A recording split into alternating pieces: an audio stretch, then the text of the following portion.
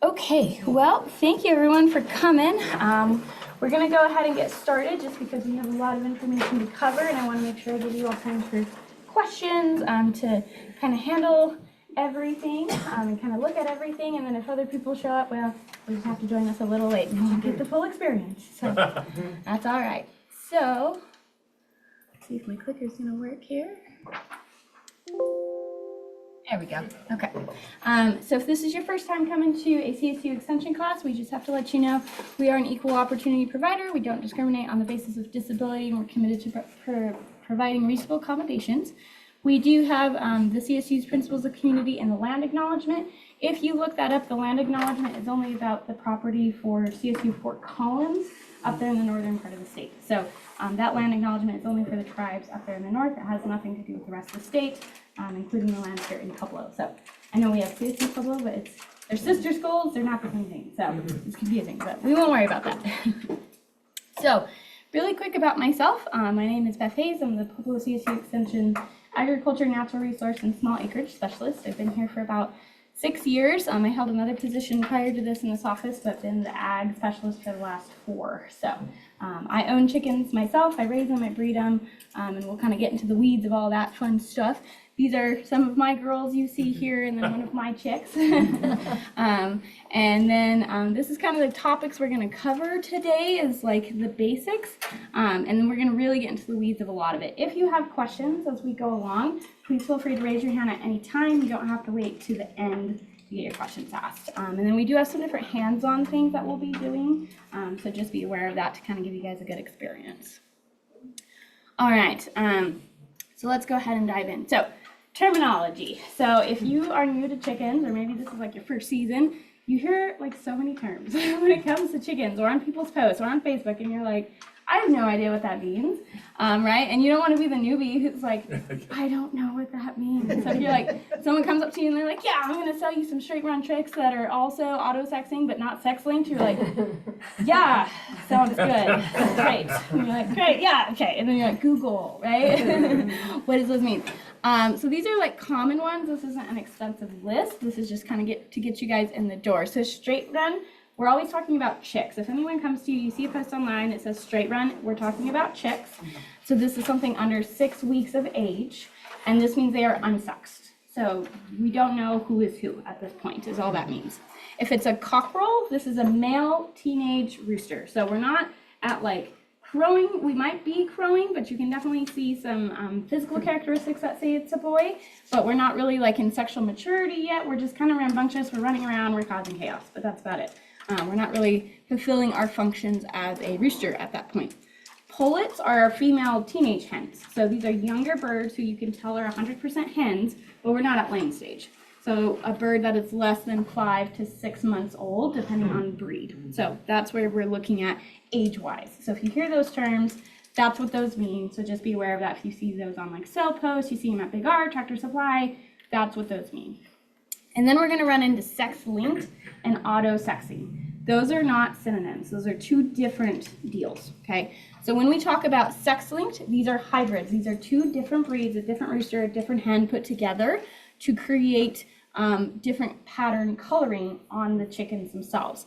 These are bred for high production, but they don't breed true, meaning that your second generation, if you go back and breed that same pair, are not going to look exactly like the same chicks you got the first time around, okay? That's what sex-linked means.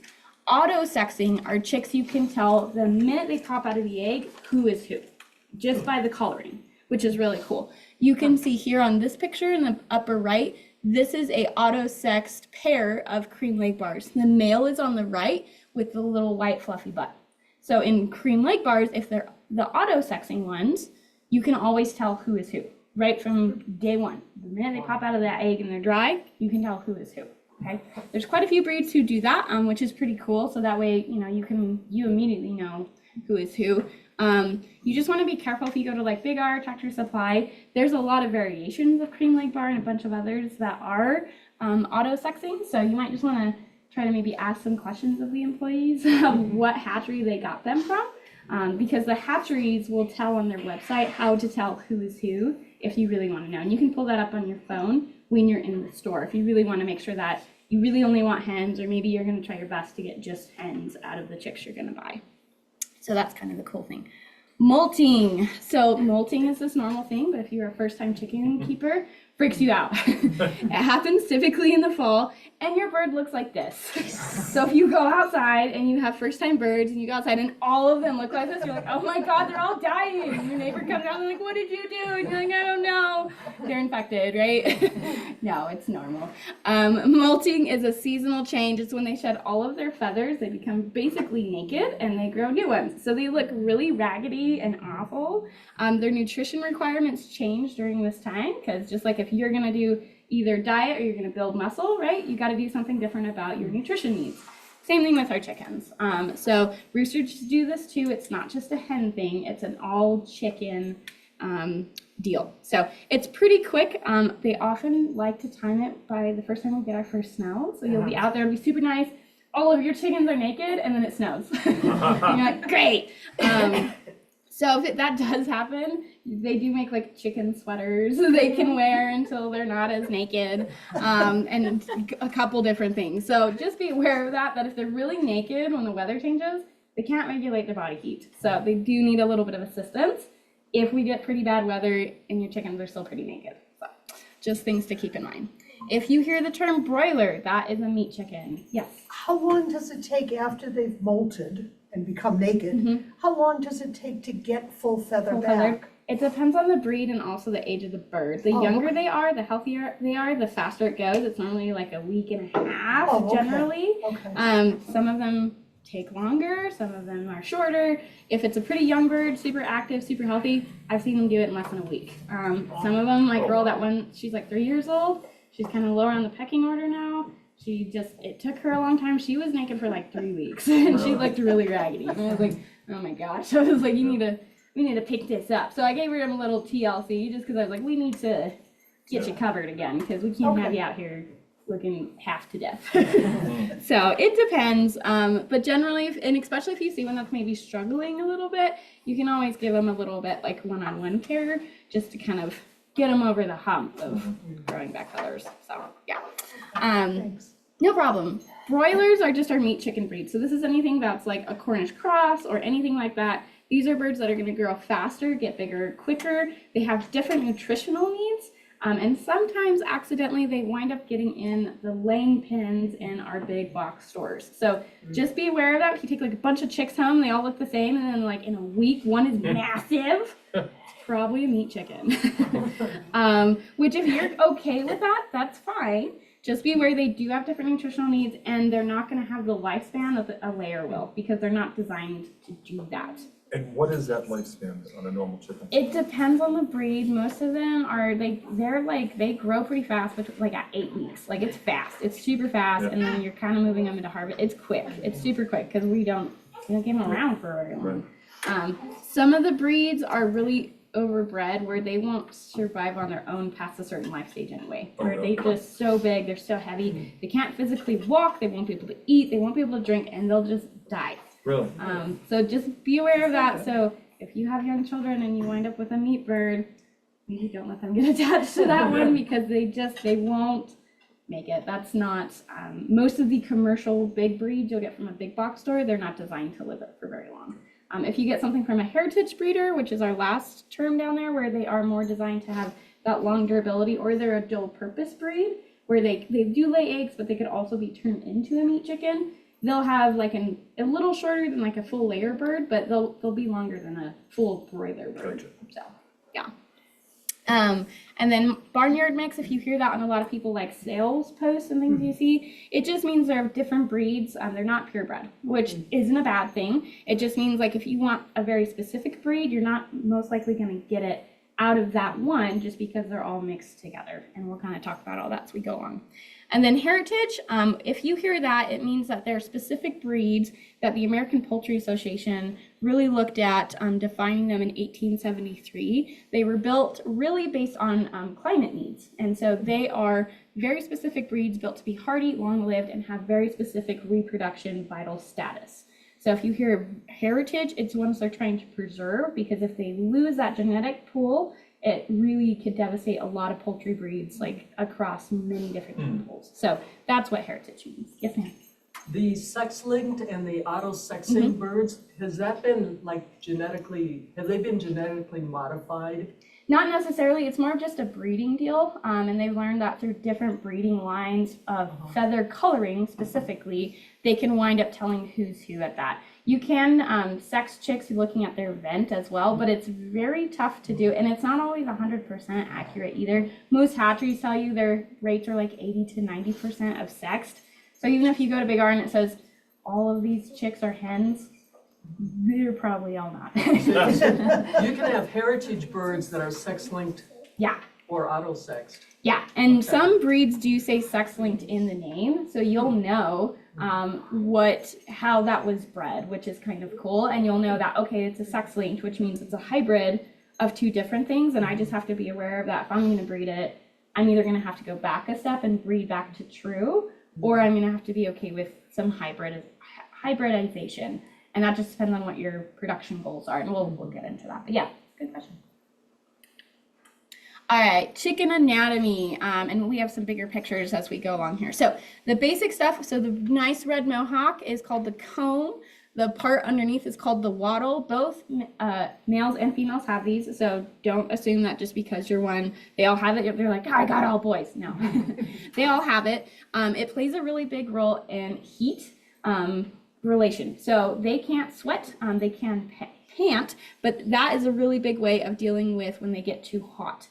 So wattles and combs are huge. The reason that they are formed differently on different breeds is because of, well, one breed. Two, the biggest thing is climate. The taller a comb is, the more likely they are to get frostbite. So in colder regions like Montana and Canada and Alaska, you'll see chickens with like what we call like pea combs or a single comb. It's short, super short. It almost looks like they don't have one because it lessens the likelihood of frostbite. But that way they can still release heat through that when it's hot enough for them to feel overheated. So that's where that's really important. Same thing with the wattle. Wattles are a little less common to get frostbite because they can tuck it into their feathers if it's cold enough. They can't really do that with the comb. So just be aware of that. And we'll talk about first aid with frostbite a little bit, so we won't get into the weeds of that. But that's like the two big pieces. They do have an earlobe right there. Well, that's their ear hole, and then this is the earlobe.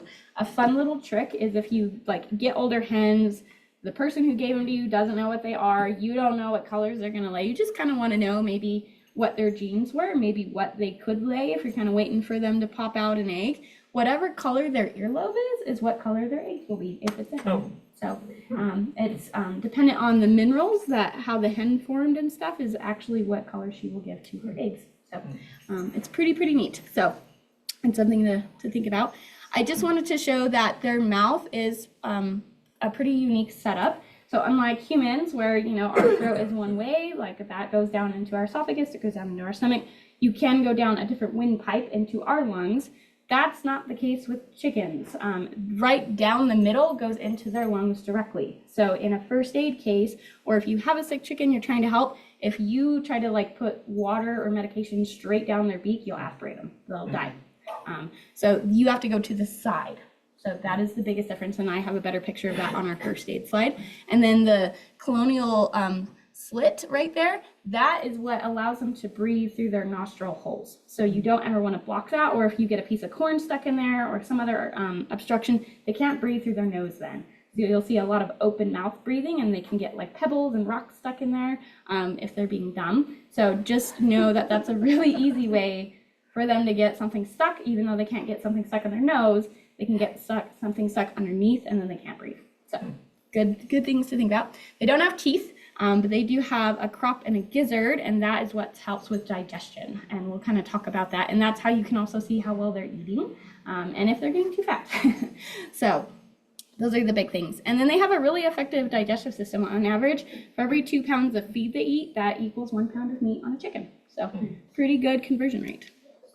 So this is our external parts of a hen, and this is from Meyer Hatchery, and so it's really nice, and it's really good to understand where the different parts of your bird are, because if something happens, they have an injury, things like that, if you're trying to look up what to do, it's very helpful if you can explain exactly which area is damaged, because that will kind of guide you in like your first aid quest if something does happen to one of your birds, and you can't get in to see a vet, or in most cases around here, you're not gonna find a poultry vet. So you kind of have to wing it yourself.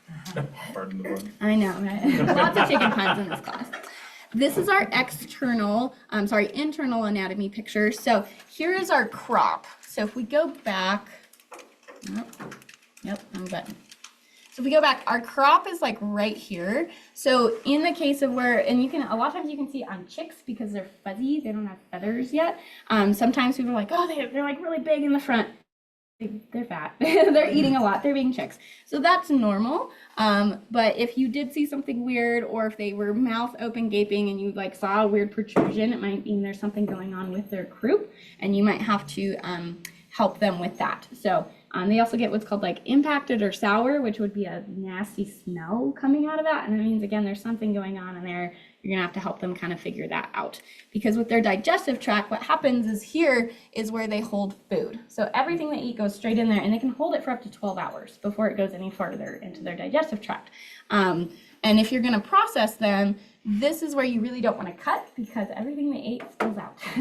So if you harvest them, just be aware that's really something you don't want to accidentally nick when you are doing that process.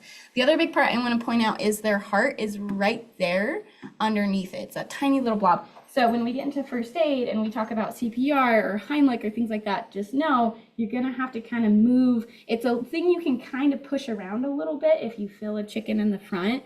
And that way, if you are trying to do something like that, you are trying to get to that organ externally for first aid, you're gonna have to move that out of the way. And the fuller they are, if they like just ate, it's gonna be a little tough to get that out of the way. The gizzard is down here, and this is where they will store like rocks and pebbles. So you will see them eat like rocks and pebbles and things like that, because that helps them break up food because they don't have teeth. So that's where a lot of that will live as well. And then we have the rest of our anatomy here, and then the cloaca is also, so that's the internal part, and when you hear people say a vent, that's the external part that you see on the backside of a chicken. Chickens only have one excrement hole, so everything comes out of one hole, so do eggs. So if someone tells you, where they poop and where eggs come out are two different things. No, it is one, it's the same thing. So that is why making sure that their behinds stay very clean is how you wind up with clean eggs. Same thing with their nesting boxes, because it is just one exit for everything. All right, so identifying a hen versus a rooster. In some breeds, it can be very, very difficult. Like silkies, very, very difficult, because they don't get large combs. They don't really get super big tail feathers and things like that. And until you hear one of them crow, sometimes you do not know who is who. Generally, you can kind of start to tell, but between like week 6 and 8, when they're small, you start to see like darker, brighter combs. Generally, in some breeds, this isn't true in all of them, generally the females, if we go back to our terminology picture, you can see that the female wings are generally longer. And they come in a little faster than the males. That's not true on every breed, but that's a nice kind of good way. There's some other ways you can look kind of by like personality, like generally if you put your hand in the pen and like if some of them rush towards your hand, most of those are roosters. Those of them that stay back and kind of look, that's generally a hen. Most of the time, not always. Sometimes you get hens that have very strong personalities and want to be involved. So sometimes you just kind of have to wait and see who's who. I can tell you, I have one I hatched. He's a cuckoo marin. I could tell from the minute I put him in the brooder pen, he's 100% a rooster. And his name is Mayhem because that's all he does. He causes mayhem. And I'm like, you are a rooster from the day you were born. So I would be very shocked if it turned out to be a hen, but pretty sure it's a boy. The other big thing is their legs.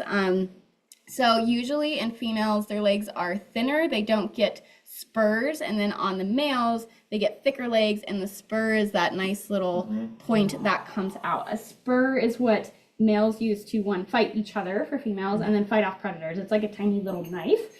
If it can overgrow and get really curved and break off into their foot, so sometimes you do have to use pliers and basically like clip it like you would like a horse's foot if you've seen a farrier, if they're not managed properly. If they have pretty good feet care, then it's generally not a problem. They wear them down themselves, but sometimes if you get unhealthy birds from someone who maybe didn't know chickens very well, you can wind up having to help them with that. So, and if they attack you, that's most likely what they're going to use. They can peck, obviously, but it's really their feet is most of the time what chickens will go after you with. And then we have the hackle, which are these pointed long, narrow feathers on females. They're rounded and short. And then males have a sickle, which are the long curved tail feathers. But again, breeds are what define that. Some have it, some don't. And then normally in our hens, we have wide round feathers with an arch. So that's the easy way. It's really easy to tell when they're adults for the most point. But sometimes when you're trying to figure out who's who, that's how it is. There's a lot of controversy, but it's been proven. You can have a hen if you don't have a rooster in your pen. If you have a hen who winds up having a damaged ovary or oviduct, she will show rooster signs. So she will mount other chickens. She will crow. She will do all these things. She is still not a rooster. She cannot inseminate your hens, but she may act like one. And sometimes if there isn't a rooster for long enough in a pen, she will just demo those signs because there has to still be a leader. And in chickens, that's normally the rooster's job. So if you see that and you're like, no, I know I saw an egg come out of that chicken. I know it's a female. It doesn't mean that hormonally she can't display rooster signs, but she's still a hen at the end of the day. So just be aware of that. If someone complains, they're like, I heard when your chicken's crowing, you have a rooster and you're not supposed to. You can be like, no, it's a hen. It's just a confused one. I didn't have any boys, so someone took the lead, right? So, okay. Pros and cons of having chickens. So I just wanted to share some fun facts. If you don't know, we have around 85 million chickens, just backyard chickens in the US. These are not commercial chickens that are like in the big poultry houses we all think about, either for laying or for meat production. These are just chickens in our backyards. So that's a lot of chickens just in the landlocked states of the USA. So a lot of chickens. They do make 24 distinct calls and sounds. And if you are around your birds long enough, you can tell one who is talking and generally what they're saying. Chickens do make what is called an egg song. So after they lay an egg or they're about to lay an egg, you'll hear one just start cackling. You'll hear the others chime in, and they're just very excited that there's an egg being laid. And she wants to share the news. So you'll hear like alarm calls. You'll hear like frightened calls. So you'll kind of learn to know who is making what noise and kind of why, which is very, very helpful so that from a distance you can kind of know what's going on with your flock. They do recognize about 100 faces, and like other bird species, they can tell they do have long-term memory. So they will remember if you were kind to them or if you were cruel to them, and they will act appropriately. They will also teach their young about you as well. So they do recognize other people. They do recognize other chickens too. And they do dream, which is pretty cool. I've caught it. I have a camera in my coop because I'm nosy, and you can see when they start to have little dreams. It's the cutest thing. So it's cute, right? It's cute. And then the last thing is they see really well in UV vision. So they see normal range like we do, but they actually have a wider breadth of color range. The other cool thing is they see light a whole lot sooner than we do, which is why they tend to get up earlier than we do, and they also go to bed sooner because for them it gets darker than it does for our eyes. It gets lighter for them than it does for us.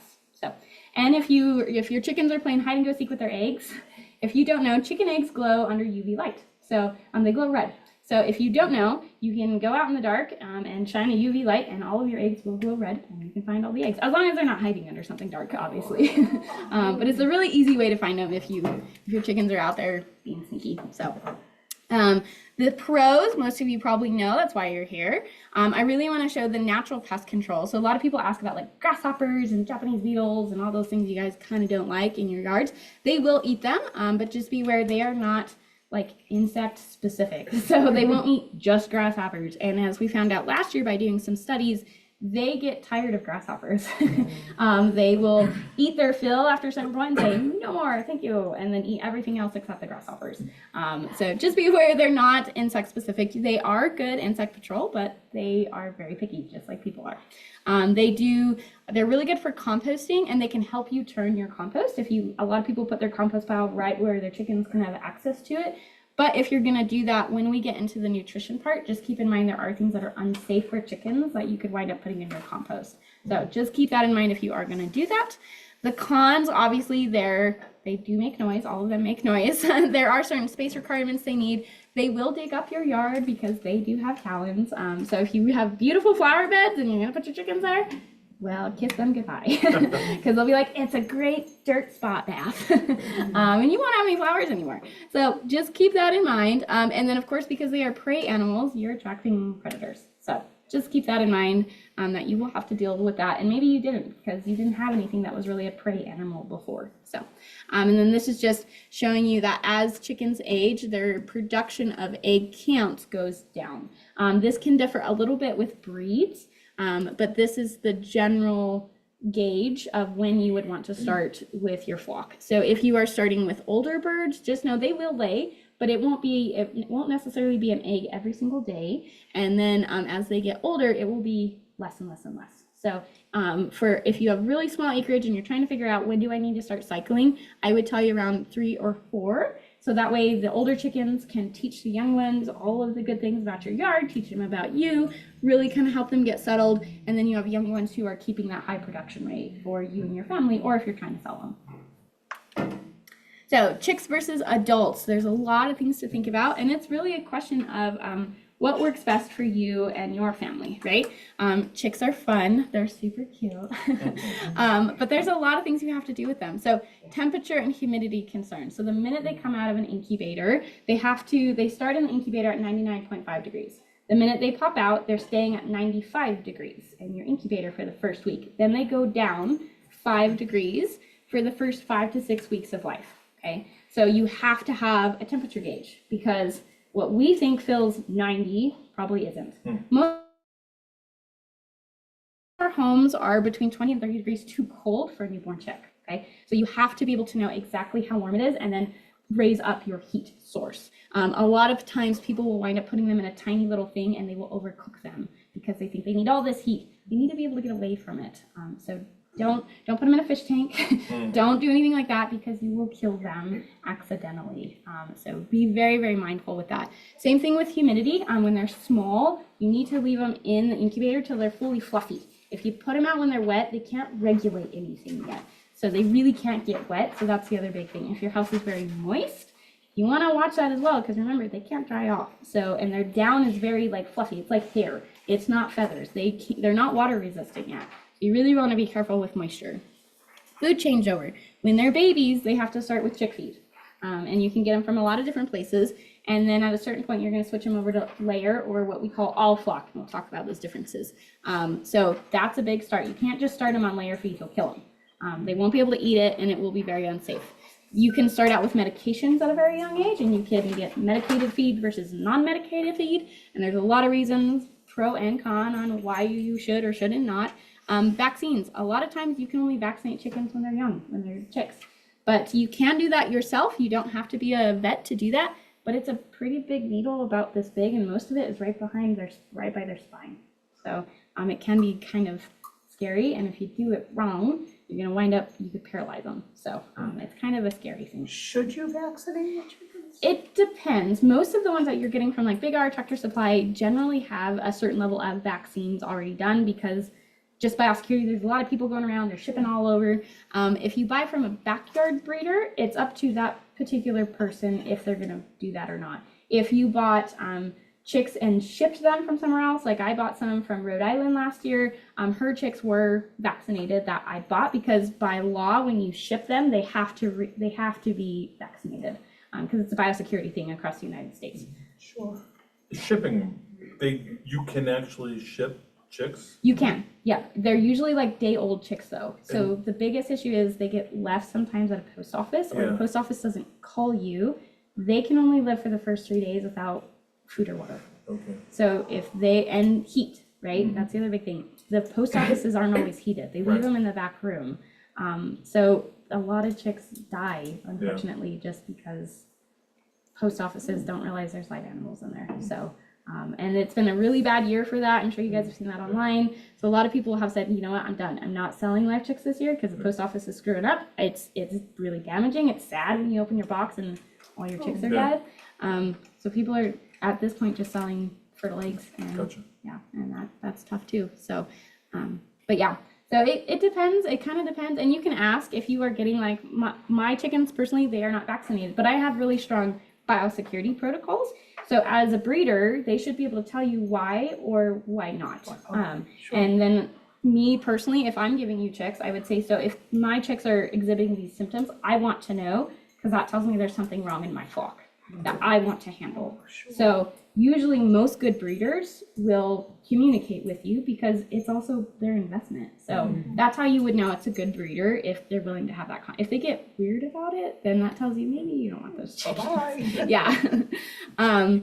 They can get splayed legs when they're small, which is where their legs go in different directions because their bones haven't quite formed and their tendons are loosey-goosey. And you're going to have to fix that. And we'll talk about that.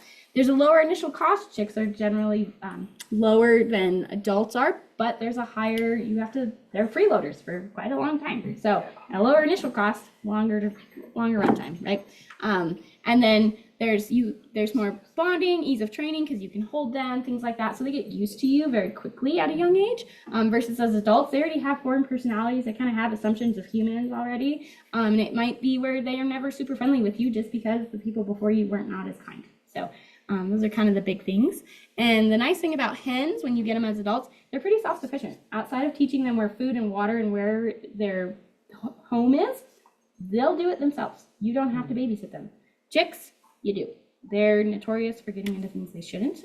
So they take a little bit more of your time and energy. All right, if you're gonna hatch yourself, there's a lot of things you need to think about. We've already talked about the thermometer. The other big thing, if you have an incubator, is you need a hydrometer because you have to be aware of your humidity. It's a big deal. If it's too high, you'll drown them in the egg. Okay, so you can't just let it go all the way up. If it's over 70%, you're drowning them. Okay, 65 is like the cutoff. You really don't want that. For chickens, for other species like guineas, pigeons, quail, they have different percentages, but for chickens, you really don't want to go any higher than 65. You want a hatching calendar, so I have one of those laid out, so make sure you grab one. So this is really helpful. So when you hatch eggs, you don't start at day 1, you start at day 0, actually, and then you go from there. So it's 21 days for a chick to hatch out, sometimes a little longer if you had some issues with your incubator, but you start at day 0, believe it or not, and then they change rapidly. The big thing you want to use this for is day 18, because I've had a lot of people ask. That's when what we call lockdown day. That's when you'll have the eggs stop turning, and then you'll take the little slats out or turn your turner off, depending on what your incubation setup is. And then you normally raise your humidity because then they're going to start getting ready to pick. They're going to start coming out of the egg. So that's why this is really, really helpful, because if you're like me, I did this. I totally forgot what day I started a batch, and I was like, wait, what day is it? Oh my God, and I almost missed lockdown day. So having a calendar is very important. The other big thing is being able to candle, because that tells you how things are going on the inside of your egg. Okay. This also tells you from the get-go if 1, the eggs you got are fertilized, 2, some eggs are bad on the inside and you don't know until you're farther along, and they'll explode in your incubator. It's a mess. It's gross, and then it contaminates all the other eggs. So you really want to make sure you don't have an egg that's going to explode, and you can do that by candling. So really quick, I'll show you about this. Is a duck egg, but it's a pretty cool one to look at. So it's just a regular light. You really want something that's super strong. Your phone sometimes can do it, but the eggshell color can make it really difficult. So if you have dark colored eggs, you're going to need a stronger light. But what you want to do is look. And what you should see, if there was development, this one did develop and it stopped. This is an air cell, okay? And then on the back side, see how you can see the beginnings of an embryo, right? So this tells me this stopped somewhere along the way, right? And my air cell, way too big. That's too much air, basically. So something went wrong somewhere along the way. So this is a really good way to tell. In your incubator, you can pull the eggs out for a hot second because hens get on and off the eggs. They're not always sat on, right? Keeping them out for a couple seconds isn't going to hurt them. And you will see movement in the egg, and that will tell you if they're still active or not, which is really helpful to know. Should you help? Where are they? Are they all dead? What happened? It's a good way to know instead of having to crack them open and see some unfortunate things. So candling is a big way. How soon can you make that decision? I mean, after the egg is laid? So they're fertile. If you have a rooster and he's been doing his job, they're fertile the minute they come out of the hen. Oh, okay. If you just introduce them, it takes them about a week for that fertilization to really kick in. So if you have a brand new rooster, your hens haven't been with a rooster before, you do have to wait about a week. And that's a really good question. On the next slide, I have a picture where it shows what we call the bullseye, and that is how you tell if an egg is fertilized or not from the get-go. So I will show you on I'll switch slides real quick so you guys can see that. We'll come back to this and talk about everything else. That is the bullseye. Oh. This is a couple days old that I was working on. This is one of mine. But you can see, like, this was day 3. Gotcha. I know that's going to turn into a chick. Gotcha. So it's pretty easy to see versus I have other eggs that are not fertilized. I do not have a rooster with them. And see all those spots? This is just an eating egg. There's nothing in here except a yolk and a white. It will never turn into anything else. So that's a really good way to know that nothing will happen. Gotcha. So it's a really, really easy way. The other big thing when you candle, you can see hairline fractures in an egg. So if you want to water glass your eggs, anything you want to do to preserve an egg whole, if you have fractures on the inside, it will also leak after a while. The shell will decompose and it will leak out the contents and it will ruin all the rest of your eggs that you're trying to preserve.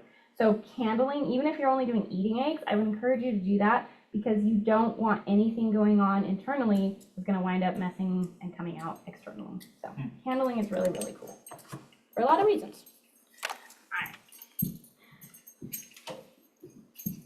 So we'll go back a slide. So then a brooder pen. This is a really nice one you can get on Amazon, but you can make them yourself. You can use like boxes, you can use pack and plays, you can do whatever you want. The biggest thing is you want enough space for them, 1, to move around. 2, they have to be able to escape the heat because they're still figuring out heat regulation, and depending on how many chicks you have in a space, it's a little warmer than if you have like 3. Okay, so just keep that in mind. It's never bad to have a good amount of space that they can kind of move around and get some strength built up, and they will do what is called death sleep if you've seen it. In the first couple days, they'll be walking around and they go, oh, and they just fall, and you're like, it's dead, and you run over and they're like, what? Like, it's terrifying. It's fine, it's normal, they grow out of it, thank God, but it's terrifying. So if you get chicks from Big R, Tractor Supply, and you take them home, they're all bumping and talking in the box, and you put them in the pen, they go, oh. They're just tired. They're tired. It's hard work hatching. So like, and it's their first time living. So don't panic if they do that. It's fine.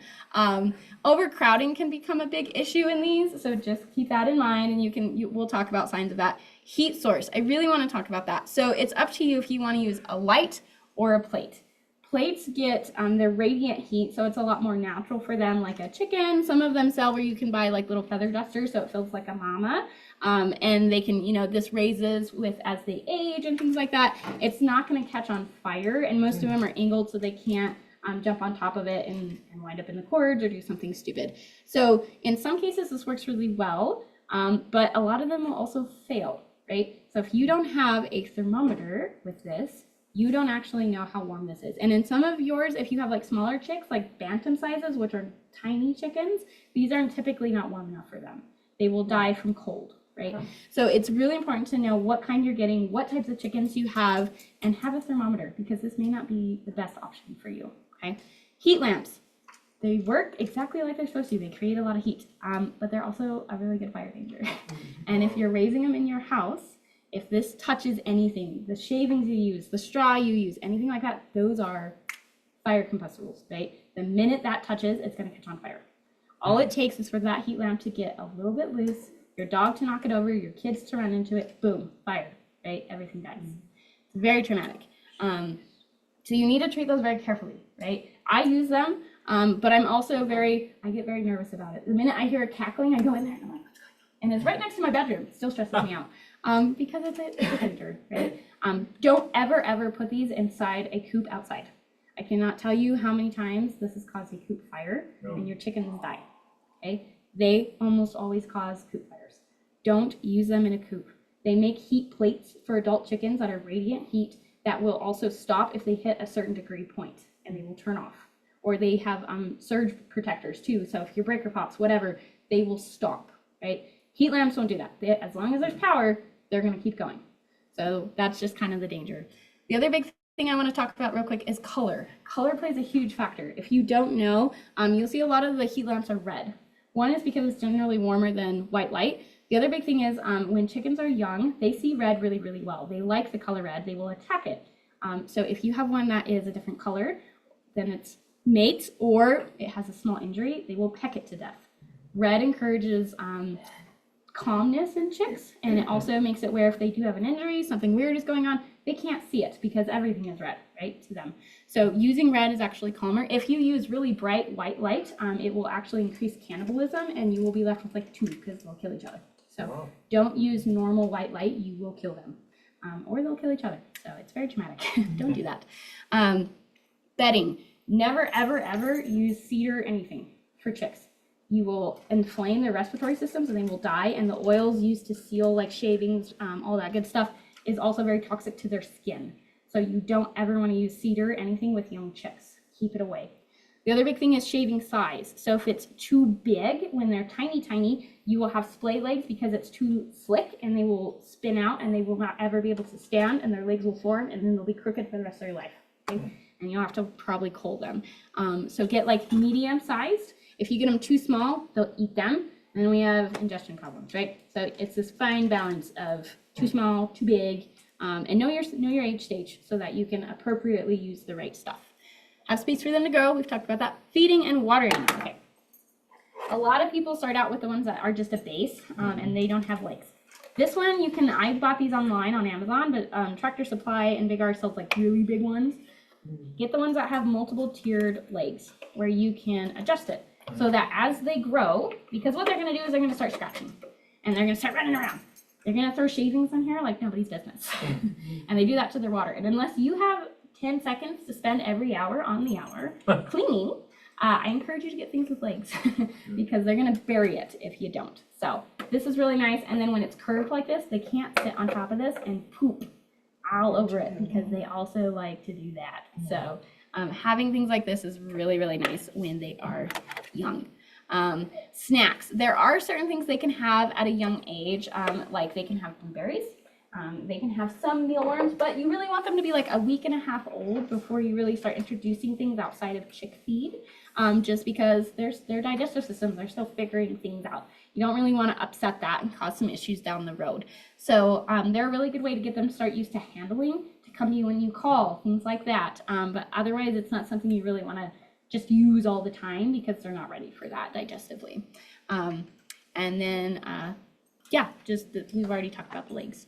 So handling a chick isn't bad. I mean, No, you do want to handle them because you want them to get used to people because at some point you're most likely going to have to catch them for one reason or another.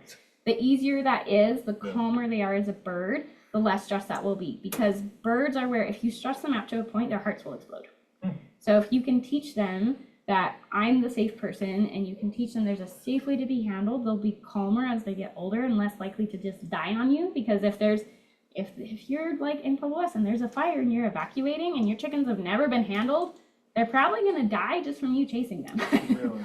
So it's very helpful in cases like that. Or if you have a sick bird, you don't want to cause more stress because you're trying to help it, but it's terrified of you touching it. So having that is really, really helpful from a young age. Yeah. And with chicks, if you're going to start, a lot of people you'll see, right, we all want to go in and go do this. This is what a hawk would do, right? If you're a little chick, they're like, ah! Yeah. Don't do that. Come in underneath like a scoop and come to their chest and pick them up. This keeps them calmer. And then when they're an adult, this is how you're going to pick up an adult chicken anyways. You pick them up from behind so that you're supporting their body weight. So go in with a scoop. Don't come on top because you look like a hawk. Okay? Very helpful. It keeps them calmer. I just wanted to show this one. These are my chicks 4 days apart. Really? They grow super fast. So that's why you need space quicker than you think. So you're like, no, I have a little aquarium. It's fine. No.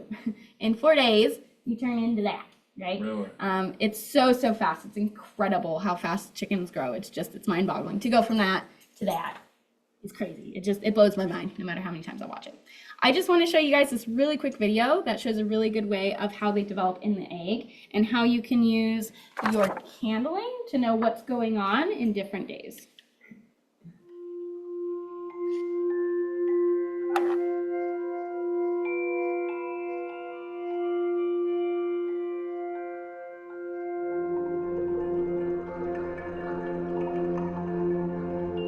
There's our bullseye. Skirt. By day 2, you can correct it.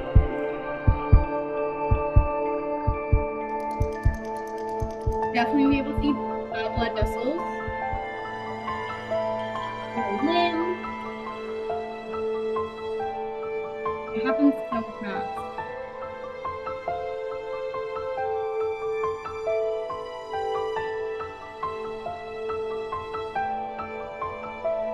The egg tooth we'll talk about, super important.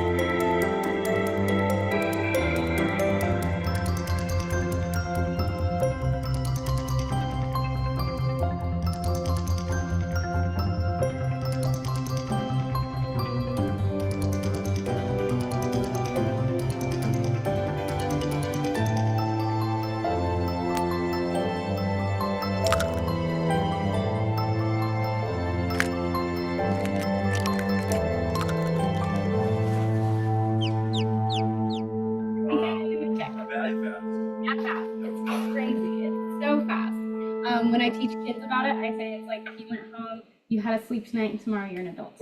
And it blows their mind. And they're like, oh, I don't want to do that. That's how fast it is for chickens. So it also helps us understand their lifespan and why for most of them, like it's, in our terms, it's short, right? But for them, it's like, it's pretty fast. You're pretty geriatric pretty quick because you develop quickly. In that, you guys saw the egg tooth, right? So that's something only chicks have at the very beginning. And this is where the humidity part plays a big role. So when you think about hatching, I'm going to go back for a second, you'll hear this other term called dry hatch versus wet. If you hear that, what that means is that somebody isn't adding any water, distilled water, to their incubator.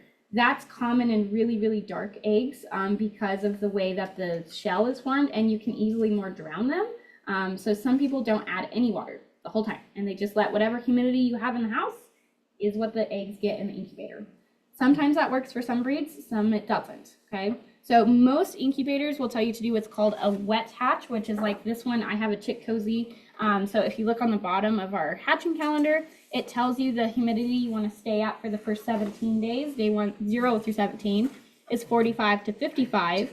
And at 18 plus, you're sitting at 55 to 75%. Because remember, that eggshell is made out of calcium. We have to weaken that because that egg tooth becomes like a claw tip of a hammer. That's how they get out. That's how they make that zip.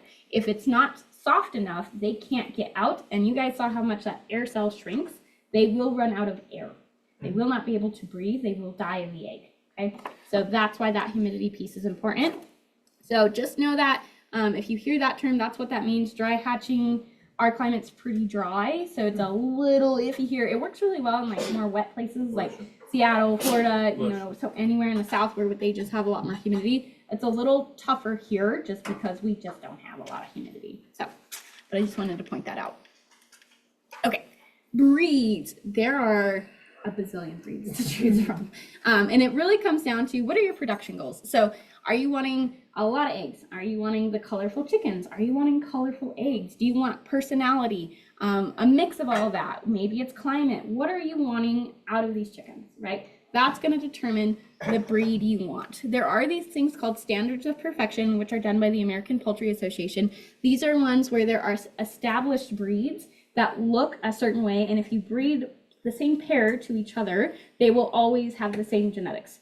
Same personality, they'll lay the same number of eggs on average per year, all that fun stuff. So you just have to figure out, what are you wanting to do with your chickens and why? Do you want ones that are super friendly? I can tell you if you have ones that have mostly white on them, they're gonna be skittish and they're gonna run from you. It don't matter how young you get them, it's just how it is. It's something linked with that white colored gene. So like California whites, they're flighty, they keep to themselves. White leghorns, they're skittish and noisy. There's something linked with color in their brains of how it changes their behavior. Okay, so It's pretty interesting. And there's like a bazillion breeds. People are still breeding chickens. Like we have so many chicken breeds. There's new chicken breeds every year. It's crazy. And it's also really fun. But just be aware of that you're like, I've never heard of that. And people create their own breeds, just like we do with other animals. You'll be like, I've never heard of a coffee egger. Somebody's trademarking it though. Like there's lots of cool things. So just be aware of that. There are ones that like we have like our black sex link, right? Now we know what that is. So if you hear that, you're like, oh right, so this is a hybrid. We know this isn't going to breed true, right? So second generation of this may not look like mama, right? So you would have to go back and to figure out how do we get the original black sex link, right? But if you multi-breeds in your coop, and you've got one rooster, he's breeding everything. He's breeding everything, yeah. He doesn't care. Yeah. And we'll talk about that. But yeah, it's a really good point that roosters will breed everything, and whatever your rooster is plays a pretty big role in your genetics, regardless of what your production goals are. So you do want a healthy, good rooster that's going to no one likes a rude rooster, right? None of us like getting attacked by a rooster. We do want one that's going to protect his girls, but there's a difference between him knowing his job and not being aggressive towards humans. Okay. Because like with young children, even I saw a guy a couple weeks ago that posted on Facebook, he got bent down to help a rooster, had got him on the jugular vein, and he almost died because he was bleeding out really bad. So he made it, but like they can really injure people more than you give them credit for. Really? So I mean, nasty roosters just typically don't stay around very long. Okay, gotcha. And we can talk about that if you really, really like this bird and he does start to show aggression as he gets older. You can do some dominance things with him, or if he's picking on a hen a little too much, you can put like what we call like a saddle on him so he can't constantly abuse her. So it kind of depends on how much do you like him and how much is he worth to you. Climate matters, and we kind of talked about that. Forage capability, some of these are really, really good. Like if you have a lot of acreage, a lot of room for them, some of them can like self-feed and you will barely go through feed at all. Some of them are terrible at that. Couldn't find a whole lot of feed unless it's staring directly in front of them, okay? So just keep that in mind too. Some of them are friendlier than others too. So these are some of the breeds I personally have in my flock.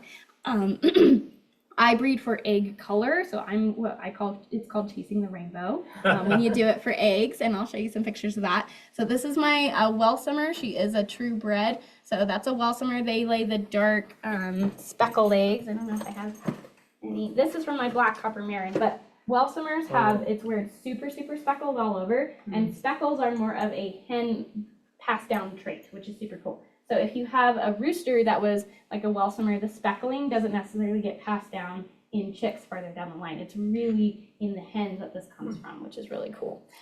So that's kind of what hers would look like. That is my super blue. And what's cool about super blues is she often lays 2 eggs a day, which is really rare. But as a breed, that is their common standard. So really high prolific layers. She's super, super skittish. We called her Gecko, because I've never seen a chicken run or move the way she can. Like she's like Spider-Man. Like it's crazy. You can't pet her. You can't hardly do anything with her. But she's a really good layer, and she makes wonderful babies. So it pros and cons, right? She's in a very tight enclosure because I will never catch her if she gets out. My other one, that's my molted Java. Her name is Oreo, because I'm not very creative, right? And some of those breeds have what we call pink blooms, and I'll go, and we'll talk about that. So blooms are like the shade of the color before you get it wet. And so molted Javas, if you breed them right, can get really bright pink. We're talking like as pink as her cup there, eggs, right? So because I'm chasing the rainbow, I'm looking for specific breeds that go for egg color. I'm not so worried about, standards of perfection are where they have certain markings that meet very specific criteria. So their coloring is very specific, the way they stand, where that coloring is, the amount of dilution they have, all these things are how we get what are called standards of perfection that are laid out by the American Poultry Association. If you're breeding for egg color, then it doesn't really matter because you care about the insides, less about chicken coloring. What was that red breed again? This one is a Welsomer. Welsomer. Yeah.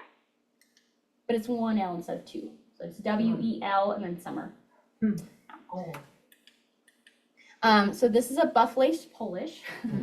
Super pretty. They've laid tiny eggs, so they're like smaller ones. I have some crested Polish in mine as well. And their eggs are smaller, but they're super prolific. I probably get an egg daily from them. So super lot, but they're smaller sized.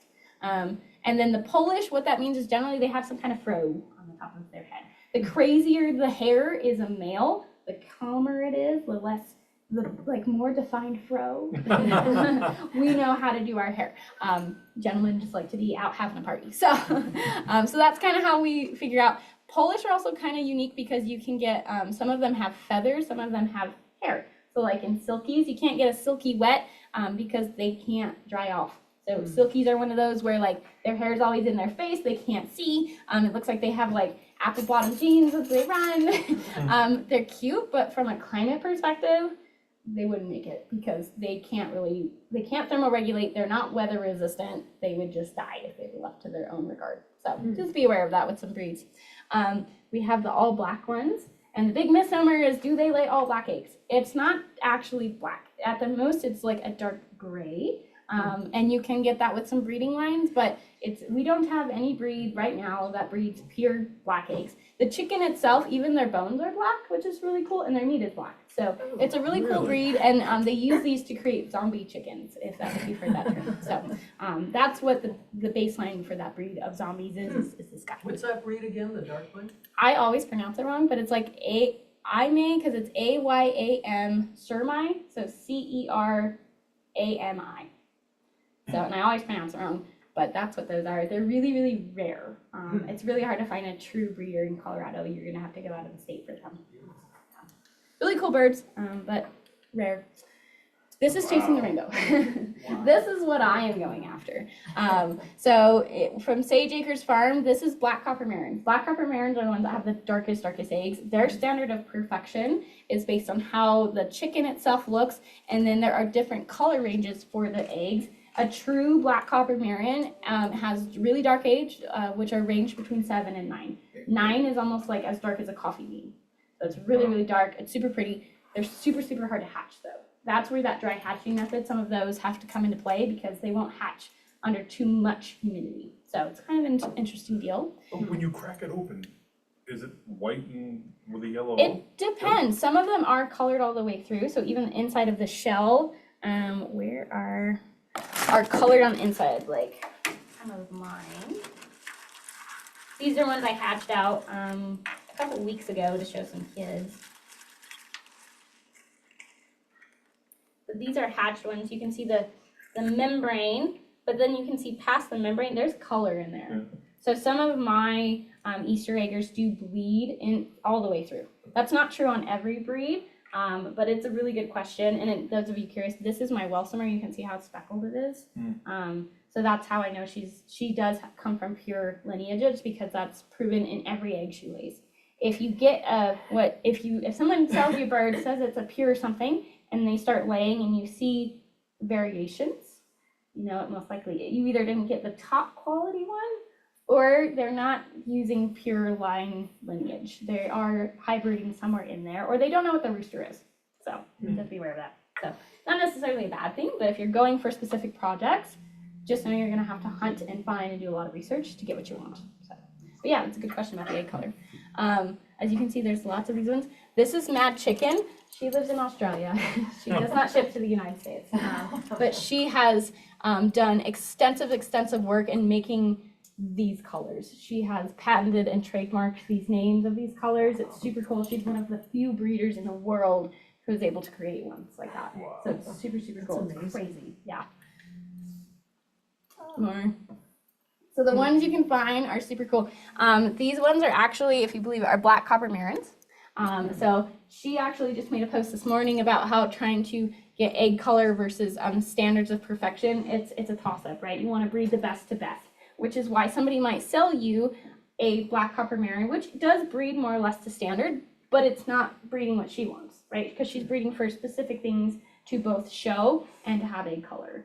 So you could get a lesser quality bird from some really high breeders because it's not meeting their criteria of what they want to keep in their flock, which is cool if you just want them for cool colors. So it's some kind of cool stuff. But yeah, these are, like, this is my goal. This is what I'm going for. But it takes time. There's no way to make this overnight, unfortunately. Chickens grow fast, not that fast. Not fast enough. This is really cool. So from different hatcheries, you can kind of learn about chicken colors and chicken genetics. And we have some resources at the end to kind of learn about that. But this is all about feather color. So I kind of just wanted to show that because black is one of the really dominant things. It's really almost impossible. And so like I have a black rooster. He's a black speckled one. And because of that, even when my super blue lays, a lot of her chicks start out white, but then they wind up with black spots. Because even though you saw her, she is white, his genes are still so strong that he will dilute it no matter what. So the only way really to get rid of that dilution is to change out your rooster. You cannot get rid of it even through multiple generations. It will still exist because that gene will still be present. Then you'd have multiple pens then. Yes, Okay. you have to have multiple pens. That's the thing, because you can't control what rooster is on your pen. Unless you have completely different pens. So that's why you'll come and people have like 15 chicken pens and you're like, why? Because I'm doing specific breeding, right? And that's the only way to do it. So it's kind of just cool how it comes out. This is how you do for egg color, right? So this is always super interesting to me because this tells you how you can figure out which generations you're gonna get from what in the rainbow you can achieve. So that's super cool. But the other cool part is if you get a rooster and you don't know what he is, right? Maybe you just bought some fertile eggs, you watched him hatch, whatever egg color he hatched out of. So like my pale one here, if a rooster hatched out of this egg color is from the hen, right? This isn't the only color that my rooster is gonna have, right? So if I don't know a backline to whatever this hen was crossed with, I actually don't know what this rooster is gonna have gene-wise, right? You can color test roosters, which is super cool.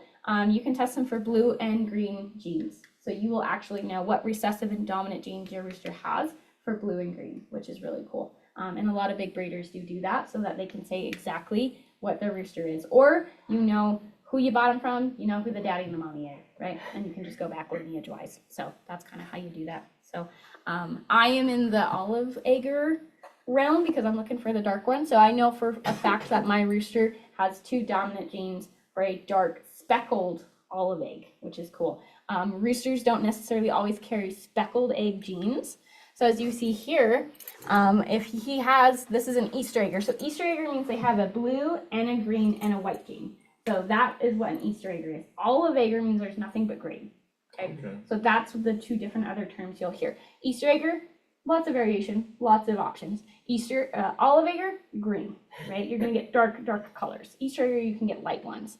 But on the speckles are passed down through the hen genetics. They're not passed through the rooster. So even though my rooster came out of a speckled dark green egg, the only ones that are gonna have speckled eggs as my next generation are the ones I cross with my Welsomer because she has speckled eggs as a gene as a hen, right? And that's how you track that. So it's super, super cool. So, and they're always developing new things. They're super cool. You can like go into the depths. It's wild. Like chicken genetics are crazy. And no one has completely cracked the code. So you can be a mad scientist and do really cool things with chicken genetics if that's your jam. It's mine, but that's me. Okay, behavioral problems. Chickens can be a little crazy. And you might see some symptoms where you're like, something's going on. It's not really like a disease, but I don't know what's happening. I don't know what's wrong with my birds. Overcrowding is a really common issue because chicken math is real. If you hear chicken math, it's because you started out, you're like, I'm gonna get 3, and then you got 7, and now you have 50. It happens really fast. You're like, I need this one and that one, and then I heard about the rainbow, and oh my God, I saw one for sale, right? I found one off the side of the road, perfect. And all of a sudden you have 50. Overcrowding happens really quickly, and you would think, like, you'll watch them, they all huddle together, right? They like to huddle, they all sleep in the roost at night, and they're all squished. It doesn't matter how big your pole is, they're all next to each other in one side. That's just how they are. So you're like, how much room do they actually need? Well, because of the pecking order, everyone gets an assigned spot, and if they don't all have space to be on their assigned spot, that's where the fighting comes, right? And someone's always on the bottom, someone's always gonna get bullied. So overcrowding can really happen, and they'll eat each other. It can create cannibalism in adult chickens. So you really want to watch that. They'll also peck their feathers out. They'll eat less. They'll drink less. They just become less healthier birds. So you really don't want overcrowding to become an issue. The standard general rule of thumb is the standard breed, so normal sized chicken in a coop. So this is where they are sleeping with their nesting boxes. This is the roosting space. It's 4 square feet per bird, meaning if they wanted, they have 4 square feet to go up and down a bar when they are sleeping, right? That's what that means. Run space is a little different because they're on the ground, right? This is, if I'm a chicken, I want 8 square feet to run around myself as a chicken. If I'm in here with all of you and we're all chickens, that's a lot of space, right? And it depends on the size of your chickens, and are they staying in a little pen the whole day, or are they only in there for like 4 hours and then the rest of the time they're in the whole rest of your yard, right? And they can really spread out and do what they want. So those are the options you have to think about, is what options are you providing for your chickens to kind of space out and have their own space from each other. Bullying, there's a pecking order, and we're gonna talk about that. But there's a difference between pecking order and bullying. Pecking order is if you introduce new chickens or they just haven't really met and they're gonna fight for a hot second. Just like anything else, they're gonna size each other up, figure out who's the boss, and then it calms down. So it's a very short-lived, very violent encounter. Like, we're talking like maybe less than 5 minutes, super short. Oh. Bullying, this is a constant, every day, from waking moment, I'm gonna pick on you and I'm gonna harass you until the sun goes down. So I go to sleep, right? That's bullying. That's not pecking order. That is me just being mean, right? And roosters will do that to a hen. I had to move one of my hens out of my different pens because he did not like her. For whatever reason, he loves the other hens. Hates her. Her neck was naked because he was stripping her feathers out. We don't know why. She's a bigger hen. She's bigger than the others. He's not the biggest rooster in the world, so sometimes males get self-conscious and they will bully because they don't want to be small. So you know, so bullying is a big thing. And again, these are things that can cause it. Broodiness. A lot of people are like, my chicken hasn't come out of the coop for like a long time. I haven't seen her eat. I don't see her drink. She's losing feathers. What's happening? She's probably broody. If she is sitting on a nest box and she makes this noise. Okay, I know. They sound like dinosaurs. That is a broody chicken. Broodiness does not equal a good mom though. So sometimes they will be a good broody chicken. They will lay on eggs, and if you let her fertilize some, let her sit on fertilized ones, the minute those chicks pop out, she may eat them. She may decide, you know what, I'm mine, and she leaves, right? Now you just have all these poor chicks wandering around, lost, and then they go back in your house, right? That you didn't want to happen. So don't think broodiness always equals a good mom. You have to figure that out, and that's chicken by chicken.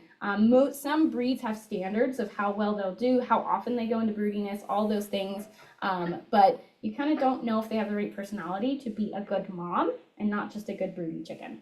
It can last longer than 21 days, so don't stress if your chicken is not like done at 21 days and you're like, it's day 27, why aren't you off the nest? Chickens also don't count very well. So just be aware of that. The problem is she's not going to lay an egg while she's broody. She will lose weight because she's not really eating. They only get off the nest for like maybe 5 minutes to run out, go eat, go drink, do a dust bath, and they run back up, right? Because the goal is to keep those eggs warm and turned. They're not going to leave the nest for very long if they're a good broody bird. So she'll lose weight. She's going to peck her feathers because she's making a nest, right? So she's going to have some issues with that, and their personality changes. I can tell you that. I have one that's called Marble. She's normally pretty chill. She's really broody right now, and when I kick her out, we call it's broody jail, where there's air circulation. You don't give them a nest spot. Sometimes you can spray them with a little bit of water to cool their body temp down because they raise it to keep the eggs warm. And she puffs up, and she has one of my chickens that she used to be best buds with. Now, because she's broody, she's like, I hate you. Bully, and she puffs up and just targets her and will just chase her around and around and around until I spray her with the hose again. Then she cools off. She's fine for about 5 minutes, and then we go back. And she'll quit, and she won't stop till she's done being broody. It's a hormonal change, and they just do that. It's funny, and it's also it's just funny. But it's not a problem with going and taking the eggs. They will peck you, and they will scream. So sometimes, depending on. Okay, They will puff up. They can also hold on to the eggs. So they will Oh hold. my God, girl! And they will take eggs from other 3, chickens. 4, That's the 5, problem. 6, Because 7, they can 8, hold 9, eggs 10, up. 11. You So cannot even have 11 babies. Other chickens are not I'm not laying in the allowing it. box. If your other chickens are not breeding, You have a couple. they're laying eggs in other boxes. She will go. She'll find an egg. She'll tuck it under her wing, run back, put it in her nest, and be like, mine. And then you're like, no one's laying eggs. No, it's a broody chicken. That's too. all your eggs. And most of the time, because chickens are dumb, they all want to lay in one nesting box. It doesn't matter if you give them 50 nesting boxes, they all want the one. And so your broody chicken's going to pick the favorite, and you'll see 4 chickens stacked on top of each other, all being like, I have to lay an egg. And you're like, they're like, no, if you pick me up, I can't lay now. And you're like, so they also disrupt all the others in the flock, right? So if you don't have a rooster, you're not trying to hatch eggs yourself, all this stuff, and you have a chicken go broody, put her in broody gel. She will break it. Put her in like a dog cage, raise it up so there's air circulating under her all the time. Make sure it's predator proof. Give her food, give her water. She'll get over it. She'll just be unhappy and she'll be poopy for a little bit, but she'll be fine. They will also, you can also tell if they're going to be a bad mom or a bad broody chicken, because like mine, she found a plastic rock that I had in the yard, and that was her child. And she held on to it, and then I didn't know she was holding on to it with her feet. I kicked her out of the coop. I closed the door, and she had it underneath her feet, and the other chickens came over to be like, what is that? And she was like, no, my child. And I'm like, it's no, that's not a chick. But she was doing her job. She was defending it, right? So it's just something to think about that, and they're going to get unhealthy just because they're putting energy into raising babies. So, but, all right. Nutrition. So these are in a lot of your handouts, but I just kind of quickly want to go over these. So chickens are omnivores. So if you hear somebody who goes, oh, they're vegetarian chickens, they don't want to be. That's not a chicken's natural desire. They are omnivores. If you want to introduce meat to them, you have to be really careful, because they can't have, they shouldn't eat chicken. They can't have beef, right? They can't have things like that. But fish is an awesome one to do it. When this last little bit of actual snow we got, that can be a tough temperature change for girls, just because we're getting into the season, there's more daylight, right? They're starting to get more eggs, and that quick change is kind of tough for them internally, especially because I have some older chickens. So I give them sardines. Sardines are really awesome. They love them. And I just get the basic ones in water. You don't want to get anything that's too heavy in oil, because oil can cause issues in their croup and in the rest of their digestive tract. So you want to get something that's super basic. Don't feed them cat food because the salt is too high. So you don't want to use things that you would necessarily give to a cat. You do want to give stuff that is more human-based, because of the salt content in cat stuff is too high for chickens. So just be aware of that. If you go fishing here in Pueblo, carp, a lot of people don't like to eat carp. Awesome chicken food. They love them. And you can just cut it up, and you don't have to descale it, nothing. Be careful with the bones. So that would be the biggest thing. You might want to debone it, but then you can just fillet it and lay it out, and they'll pick it clean. And you're not cooking it? Nope, you don't have to cook it, just raw. Yeah. Yeah, salmon is another really good one. Cod and tilapia and catfish. Really? Yeah. So really, really good options. And then worms, you can always go to Walmart, get some night crawlers, throw them out there. They love them. They'll fight over them. It's great. It's great entertainment.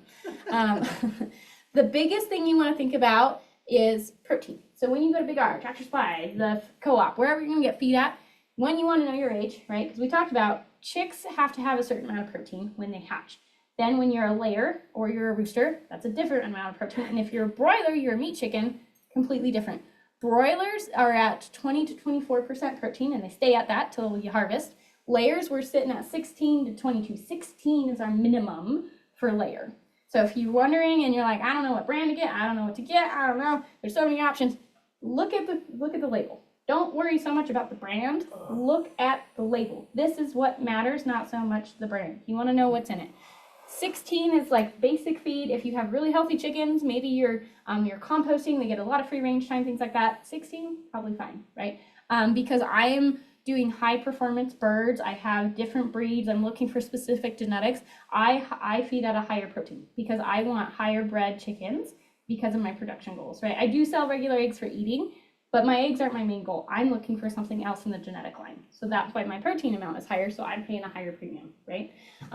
So that's kind of how you figure that out. And so this gives you a really good chart of, depending on where they're at in their life stage, what percent of protein, lysine, calcium, and all these other things they need to be able to be a healthy bird of whatever kind. You can also find this out for ducks and quail and turkey and all that fun stuff from most universities. So if you have other poultry, this does exist for other poultry types too. And then scratch. So scratch is something that is the extras, the fun stuff that they really like to eat. Chickens are like us. They hate eating the same thing every day. And they won't eat If you have really picky chickens like I do, if you just give them regular feed, they'll be like, ew, starving. And they're gonna do everything they can to find anything else to eat. So giving them a little bit of scratch helps with boredom. It does up their protein in other ways if you don't want to buy higher quality feed. And it's just a good treat, right? That treat training is very helpful. And especially in cases if you have one that gets loose, it gets out into the road. But they know if you shake a bag of treats, they're gonna get food. I tell you what, you'll never see a chicken move faster. And they don't have to, and they know their name too. You can teach them to know their name. And if you start giving them treats with a name, they will know to come to their name. All of my chickens know their name and know that if they come when their name is called, they get something very specific. So it's very exciting. Corn, wheat, sunflower seeds, mealworms, black soldier fly larvae, all really good, awesome things to give to your chickens. And they have different benefits. When it's really cold, corn is a really good way for them to build heat internally. Especially if you feed them a little bit of corn before they go up to roost at night. It's a slow digestive process for corn. So it has a lot of good internal heat at night, especially if you're like, I don't want to use a heat plate. Beth scared me with the fire. I don't know what to do, right? And you're like, I don't know. Corn is a really good option. So, so if it's like super hot, like when we're in July here in Pueblo, you want to limit the cracked corn because it will raise their body heat. If you are giving them chilled corn, like frozen corn on the cob, awesome summer treat. But you don't want to give them too much like dried stuff because it creates that internal engine, gets it going up and heating. Okay? So you can give them just a. Yeah, you can give them corn on the cob. Yeah, and they'll eat it. They'll pick it clean. Yeah. You don't really want to leave the husk for them because that's not great. And then if you're going to get dried corn, when you go into big R, things like get the cracked corn. Don't get whole because remember we talked about the mouthpiece. That's where it gets stuck and then they can't breathe. They get compaction, lots of other issues. We want that cracked corn so we don't worry about that with their mouth. Okay. Sunflower seeds, the cheapest way to do it, get the big bag that they sell for the birds. The ones for chickens will cost you 4 times as much. It's the same thing. It's just different packaging and you're buying into the marketing. It's not the product. For sunflowers, you specifically want the black oiled ones. Those are the ones that have the highest protein amount in them, if you're going to do that. There's a big discussion between mealworms and black soldier fly. Black soldier fly is healthier and higher in protein than mealworms are. You can get combo packs or you can just get one or the other. They sell them in bigger bulk online. So if you go to like Big R and Tractor Supply, they have like decent sized bags. They're almost like $100. You can get ones that are 4 times that size for $30 on Amazon. Okay, buy in bulk, people. Don't. Not saying you shouldn't support Big R, but you can buy lots of other things from them that like get a little cheaper online. You can also grow them yourself, but it takes a while. And you can figure out how to make bug traps and stuff like that for your chickens if you want. Calcium and grit. So calcium, we only need that for our laying hens. Okay, it's the biggest thing because calcium is what gives us our eggshell, right? Without a lot of calcium, they're not going to have good eggs. So if you have chickens and their eggs, you go to pick up an egg and all you do is barely touch it and it crumbles, you have a calcium deficiency, right? There's something going on there from a mineral perspective that you need to be aware of. So calcium, how do we supply that? Our soils, our rocks here don't really have that in high quantity. It's not high enough where they're going to naturally get that from foraging. So the most common thing you'll see is oyster shell. You can buy that, like Big R sells it in like a 50-pound bag that will last. I'm still on mine. I think I've barely made a dent in it. So that's really easy and it's free. You just put it in a little tub and you let them eat it when they want to. Don't mix it in with their feed unless they're young when they don't know what it is, because they'll just pick around it. So it doesn't really help you. And then you end up wasting it if you just put it in their feed. So use it separately. If the other things they really like are like crustacean shells. So these are shrimp tails, crab shells, lobster tails, things like that. So if you go to Red Lobster, you have all these shrimp tails. You had a shrimp fest that night. Be that person, take them home. Your chickens will love it, and they're an awesome source of calcium. I gave my chickens different parts of the crab and lobster. Oh my gosh, they had so much fun, and they were like, I had the healthiest, shiniest eggs that week that I've seen in my life. So it makes a difference. You can also use crushed up eggshells. So not these, because they hatch, right? There's a lot of blood cells in here. We wouldn't want this. But anything like if you're making eggs for yourself, you crack them, put them in your blender. So you have to dry them out first, then crush them up. And what you want to do is make sure it's finer because if you don't crush them enough, they will realize what this is and they will eat their own eggs, okay? And once they start eating their own eggs, you'll never break them of it, okay? And they'll start eating other chicken eggs. So it's a risky move, but I make mine very fine and I keep it away from the coop so that there's no connotation of what is that thing that tastes really, really good. And they actually like the crushed eggshell way more than they like the oyster shell. So they can taste really well. They have pretty good palates. And then water, just keep it clean and nice. They like to poop in it. And the dirtier the water, they're like, delicious. Not so great for their digestive tract. Okay. Just again, this just shows you like commercial leghorns are like those are some of our white breeds we have. And then dual purpose is those that are like the meat and a layer. So they have different requirements, as you can see. So their body weight in pounds, their feed total, things like that. And this is on a 200 egg and a 250 egg per year average per breed. Okay. So this kind of gives you a good look of how many pounds are you looking per dozen for specific breeds, and what would this cost you. So this is a really good way to figure that out. And then just know your birds. The more you know your birds, the more you can cut costs. Right? So layer feed, be careful. Brand loyalty is fine as long as you're checking the feed. Check the label, check your feed. Sometimes, right, brands have issues with mold. That happens a lot. That happened 2 years ago. There was a pretty big name brand, and on behalf of Extension, I can't share that with you while we are recording, that had a mold exposure in almost all of their bags nationwide. Okay, and it was killing people's birds left and right, and nobody could figure it out for a hot second until everyone was like, did you buy this? I also, are your birds sick? Mine are sick. And then you change the feed and boom, they were better. And you're like, I think I know what it was, right? So don't be super brand loyalty. Look at the tag, read the label. Don't be like, I always buy Purina for my dogs. It's the greatest, it's the best.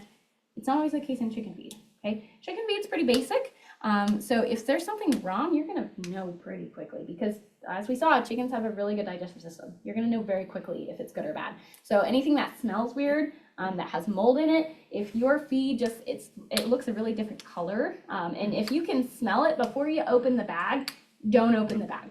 That's bad feed. You shouldn't be able to smell chicken feed before you open it unless there's other specific additives in there that would cause that has a sweet smell. But we have to be careful with sweets with chickens because of their digestive tract. We don't want a lot of sugar. So if it smells super sweet, there's something wrong in there. And you have to remember feed plants mix all kinds of things. So they mix cow feed, they mix horse feed, things like that have higher salt and sugar and different mineral contents. And sometimes the bins don't get cleaned super well in between feed mixes, winds up in a chicken feed bag. Okay, so just watch that.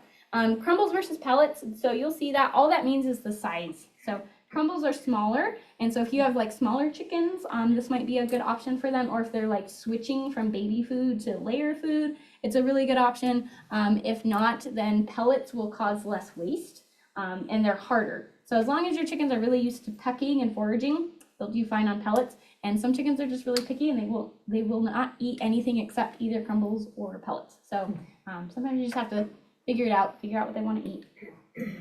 All right, so just reading the ingredients, we kind of talked about this, but the most common ingredients you want to see regardless of brand are carbohydrates. Those are a big part, right? That's corn, barley, or wheat. And you can get just those things in big bags, 50-pound bags from Big R or wherever. And you can make your own feed. You don't have to, if you don't want to buy from a brand, you can do it using these things.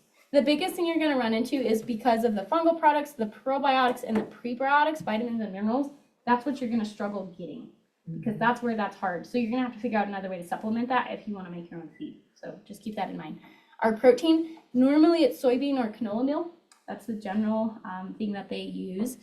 So just read the label, read what it says, look what they're putting in it. And don't be afraid to Google because a lot of times they use really big terms up there and you're like, I don't know what that means. Google it and it will tell you if it's worth feeding to your chickens or not, and if it's worth the higher price, right? Because you can find other brands that have the same stuff for less money. So don't be afraid to shop. All right, the do nots. I did print this one out for you guys.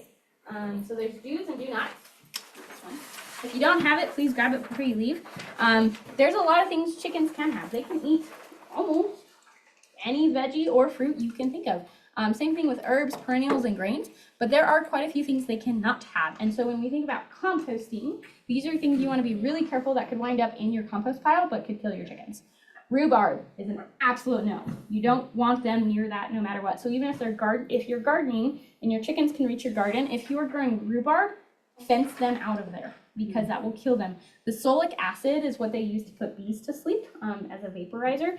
that kills chickens internally, okay? And you won't know it till it's too late. So rhubarb is a big no-no. Coffee beans, can't have it in any way. Coffee itself, no, can't have it. The chemical in there is bad for them. Chocolate, just like with most of our pets, no. Potatoes, potatoes are a weird one, so it's really raw and green ones you want to stay away from. Some people get away with it if you do cooked mashed potatoes, but I personally, you have to like really make sure this is thoroughly cooked, or the chemicals in the potato, because it's in the nightshade family, will kill them. So unless you are willing to bet that you cooked it long enough, hot enough, with enough stuff, you could risk killing them, okay? Avocados, no. And then the seeds and pits of stone fruits, or really most fruits, so like apples, cherries, things like that, because there's cyanide and arsenic in those, which for us obviously is not enough quantity. We would have to eat like a lot of them to die. But because chickens are smaller, they digest things pretty quickly compared to us. That's too much. It will kill them, okay? The biggest thing was here, because I've done this a couple times, and people are like, oh my God, I fed my chickens, they're gonna die now. It's quantity. If they eat one little smidgen of rhubarb because they could fit their neck through and they grabbed it before you could grab the chicken, they'll probably be okay. They might get a little sick, but they may not die, right? So exposure amount is the biggest name of the game here. If they get into something that you know they shouldn't have and you catch it soon enough, activated charcoal is your best friend. They will not eat it by itself. So you either, from Vitamin Cottage or Natural Grocers, it's called now, you can either get it as a liquid form and put it in their water, or you can dilute it with water, give them the syringe directly, and it will take care of these. Okay. So if you can get to them fast enough, I would encourage you to put activated charcoal in many forms in your first aid kit, because that will save your chickens. That also helps with other poisonings, like rock salt is poisonous for chickens, paint thinners, different things like that, other like barn chemicals or garage chemicals. You don't want them in that. It's very, very toxic for them. So just be aware of that. Herbs. Okay, so this is on the do side, because a lot of people want to know, what are the do's with chickens, and how do they help? And this kind of goes into our first aid. Herbs are really important. Herbs have a lot of benefits to our chickens, from both a prebiotic, probiotic, an immune health, circulation, and they just help things in general. And because, as we all know, it's really tough, right, to get meds for any animal right now, let alone to see a vet, right? And there are things you can do as an owner to help mitigate that before you have an issue. So lavender, it's really helpful. It's calming. They smell. Chickens can smell pretty well, actually. And so the calmer you can make their areas, the calmer they'll be with birds. Especially if you have new birds and they're new to you, I would cheat and I would use some herbs, right, to just calm them down, lower that stress level. We don't want, especially during times of stress, whether that be maybe your neighbor's doing construction, maybe there's a big predator coming around, whatever the case is, can help lower that, right? So you have healthier birds, because the higher the stress, the less that they're doing all the normal things they should, right? Mint, it's really good for digestive health, and that's all the mints. So that's spearmint, peppermint, chocolate mint, all those things. You want to be careful with chocolate mint because the name is a little confusing, and it does have some properties of chocolate, so you just want to be a little careful with that one, but the others you can run with it. And you can give it to them fresh, dried, you can put it in their nest boxes, you can put it in their water as an infusion. You can do all kinds of stuff with it, so it's really cool. Thyme and sage and just like Italian seasoning, awesome. It has immune help, antioxidants, antibacterial, so things like that are really great. And what you can do, you can mix it in their feed pretty often, which is really cool. That's what I do. I mix my feed with a lot of different herbs all the time, because one, a lot of them are natural dewormers, right? And I'm doing a lot of preventative measures so that my birds are just already healthy, which is why I don't vaccinate, because I'm doing other things that I know are going to be passed down the line, right? Because I'm creating healthier birds from the get-go, so I don't have to rely on vaccines. Not to say they don't have their place, but I'm like, I can grow these things versus I didn't pay enough attention to OChem to make a vaccine. So I'm gonna go the other way. Capsaicin and peppers. So capsaicin is that chemical that's in peppers. And I know I scared y'all with seeds. This is the one time they can have seeds. If you don't know, poultry of all kinds and birds in general, they don't have heat receptors. So they can't feel or taste heat. So you can give them the hottest pepper in the world, they don't know, they can't feel it, okay? And they've done a lot of studies on different universities. The National Institute of Health, the National Library of Medicine has done a lot of studies and have Peppers have so many good additives for chickens, specifically, whether that be layers or broilers. So it's really high in vitamin A and C. Cayenne in particular helps with blood circulation and has mild antibiotic properties. So like especially in the wintertime, if I see a girl being a little sluggish, I know they're moving around, they're stiff, right? Maybe I'm a little worried about frostbite. I'm gonna add pepper to their mix. I'm gonna add some cayenne pepper to pretty much a lot of their dishes because it's gonna help get that blood circulation as they're moving around, because I don't want them to get stuck in one spot, cause other issues just because it's colder, their joints hurt, right? And it can improve food intake and digestion. So kind of helps with that. Oregano helps with a lot of things. Rosemary, it's a natural coop deodorizer, repels insects, and helps with respiratory issues. So when you think about herbs, and we'll kind of get into it in the first aid box, there's a lot of teas, different things you can get from Vitamin Cottage. If you read what's actually in it, it will tell you if this is something you can use. I love the tea bags because I can stick them in a chicken water, right? And I can infuse the water. I don't have to go, if Big R is closed, Tractor Supply is closed, it's a holiday, it's a weekend, I can get this from Walmart, right? I don't have to go to a specific feed store. I can do something for my girls right then and there. That's gonna help them. It's not always a cure-all if you're already having an issue, but it's a really, really good way to maybe limit, and you might be able to save a bird if you catch it soon enough. So that's why these are really important. All right, housing and predators. So we've already gave the measurements and all that good stuff. There's a lot of different ways to build a coop and a run, right? It's really what space do you have? What materials do you have access to? And what is the best for you, you know? I've seen people do it out of like playhouses that they had left over from their kids, right? And they just like wired it up, put up some panels, called it good, and off we go. They can live in just about anything, honestly. They don't care. It's more about just making sure there's ventilation is the big thing, because ammonia buildup from the nesting boxes is a big deal. Ammonia will wind up killing your chickens and it will kill you. So you have to have ventilation at all times with chickens. The other big thing is there has to be a way for drafts, right? Chickens normally run pretty warm temperature wise. So during the summer, they have to, when they're sitting there at night and they're all bundled together in the one corner, they're building a lot of body heat, right? There needs to be enough circulation, not just because of the ammonia, but because they have to be able to cool off a little bit. So either do a fan system or some kind of draft where it's gonna pull air around so they don't overheat overnight, right? Same thing if it's in the wintertime, you wanna be able to shut that or be able to close that so you don't have those cold drafts getting in there and freezing them, okay? With that, you're gonna have mice, right? So got a plan for that. What are you gonna do with that? Because they don't, mice bring diseases, right? They'll eat all your feed. Their droppings are not healthy for us, for the chickens. So you can't bait mice if you have chickens, because if they die somewhere else and the chicken finds it, the bait inside the mouse will kill the chicken, okay? So there is secondary poisoning that will happen. So you have to kill them other ways. So just keep that in mind. The more you can stick them out of things, the better. You're gonna have to dig down, right? The other big thing I wanna point out is chicken wire, because you see it in all the stores. You're like, chickens, chicken wire for chicken wire. Chicken wire keeps chickens out. It doesn't keep predators out. So don't get fooled by saying, oh, it's for chickens because it's chicken wire. It just means the chickens can't get through it. Everything else can, okay? So don't be fooled by chicken wire. Just beware. That's for like more internal use to keep your chickens away from things. Don't use it for predator proofing. You will quickly learn that doesn't work. And then just make sure you have stuff for weather, you know, keep them. Most chickens can do pretty well. They are pretty water resistant to a certain extent, so they will shake off. Most of them will go out of the weather if it's bad enough. They run warm naturally, so even if you're cold, right, if they're fluffy, we're not molting, we're not naked, we're pretty warm as a chicken. And with roosting, what the big thing is, the roosting bar, you want to make it, you want a 2x4, and you want it on the flat side, not turned the sharp side. The flat side will help with their feet, and during the winter, they will sit with their feet down. This is my bar, and they will cover their feet with their feathers, and that's how they won't get frostbite on their feet. If it's on the short side, they can't do that, and you will wind up with toes missing, okay? So make sure your bar is the flat side. If it's too narrow, you'll cause bumblefoot, you can cause gout, you can cause a lot of other issues. So make sure they're not like other birds we see where they will perch and like they have those. That's not how chicken feet are. So the wider, the better for chickens, okay? Predators, there's a ton of things that will eat chicken. I did make you guys a copy of one of the books I really like and I have, and it's got a predator detective key.